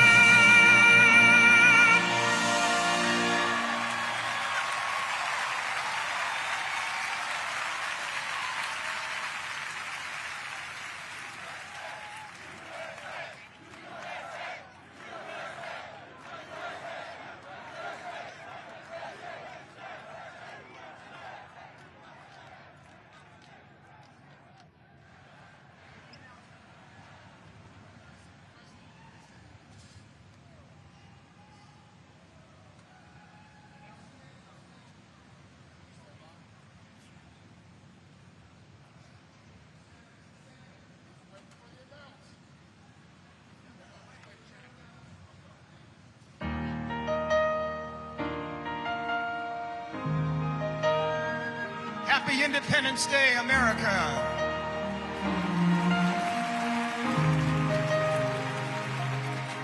If tomorrow all the things were gone, I'd worked for all my life, and I had to start again. Just my children and my wife. Thank my lucky stars to be living here today, 'cause our flag still stands for freedom, and they can't take that away. And I'm proud to be an American, where at least I know I'm free. And I won't forget the men who died, who gave that right to me. And I gladly stand up next to you and defend her still today. 'Cause there ain't no doubt I love this land. God bless the USA.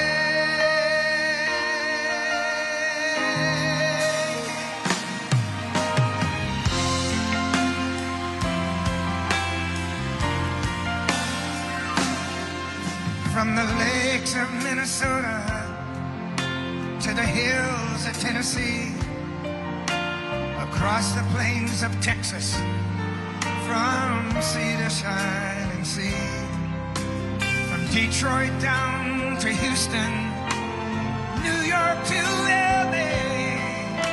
There's pride in every American heart, and it's time we stand and say,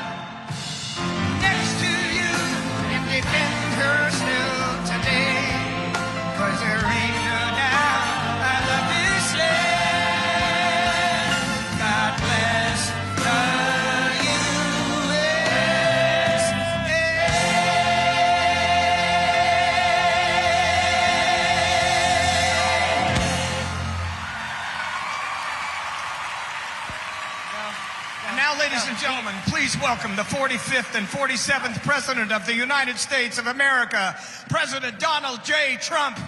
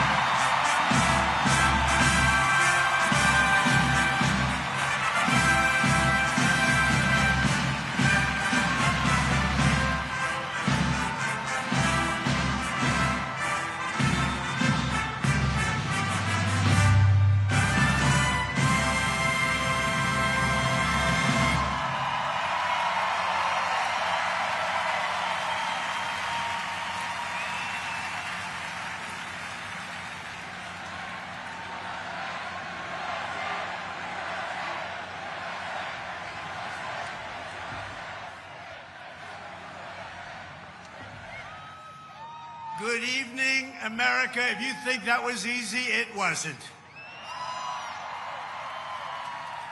And I want to thank everybody because they did the right thing. They saw lightning, and I said, there's no way if we have to speak in front of one person at 4 o'clock in the morning, I'm going to be here. There's no way we can be deterred. And they estimated they had 375,000 people before everybody had to leave. And they now have 150,000 people. It's the craziest thing anyone's ever seen. At least. And I want to just thank you, and I feel so badly about some people. They left and they couldn't get back. But you're very special people, and we have a very special country. Thank you very much. Tonight we come together for one of the most joyous and glorious milestones of all time, and you know what that is, 250, the 250th anniversary. And I do have to say this. One of my very brilliant people backstage said, "Don't worry about it, sir. We can do it maybe next week." I said, "It doesn't work next week. This is the big day. We want July 4th. We're not looking for July something else. Because this is the 250th anniversary of the Declaration of Independence. Nothing like it. For 2.5 centuries, our American republic has stood as the crowning achievement of human history. This country is the home of freedom. This is the land of liberty. And this is a flag that's the banner of the most extraordinary, most exceptional, most incredible nation ever to exist on the face of the earth. And we're doing better now than we've ever done before. No people have done more good, shown more courage, made more progress, righted more injustice, or achieved more greatness than you, the American people. For 250 years, the United States of America has been the hope, the promise, the light, and the glory among all of the nations of the world. All over the world, they try and be like us. Nobody can be like us, and with God's help, we will always be this or even better. We're going to be better. Here on our National Mall, we're celebrating freedom's triumph over tyranny, liberty's conquest over oppression.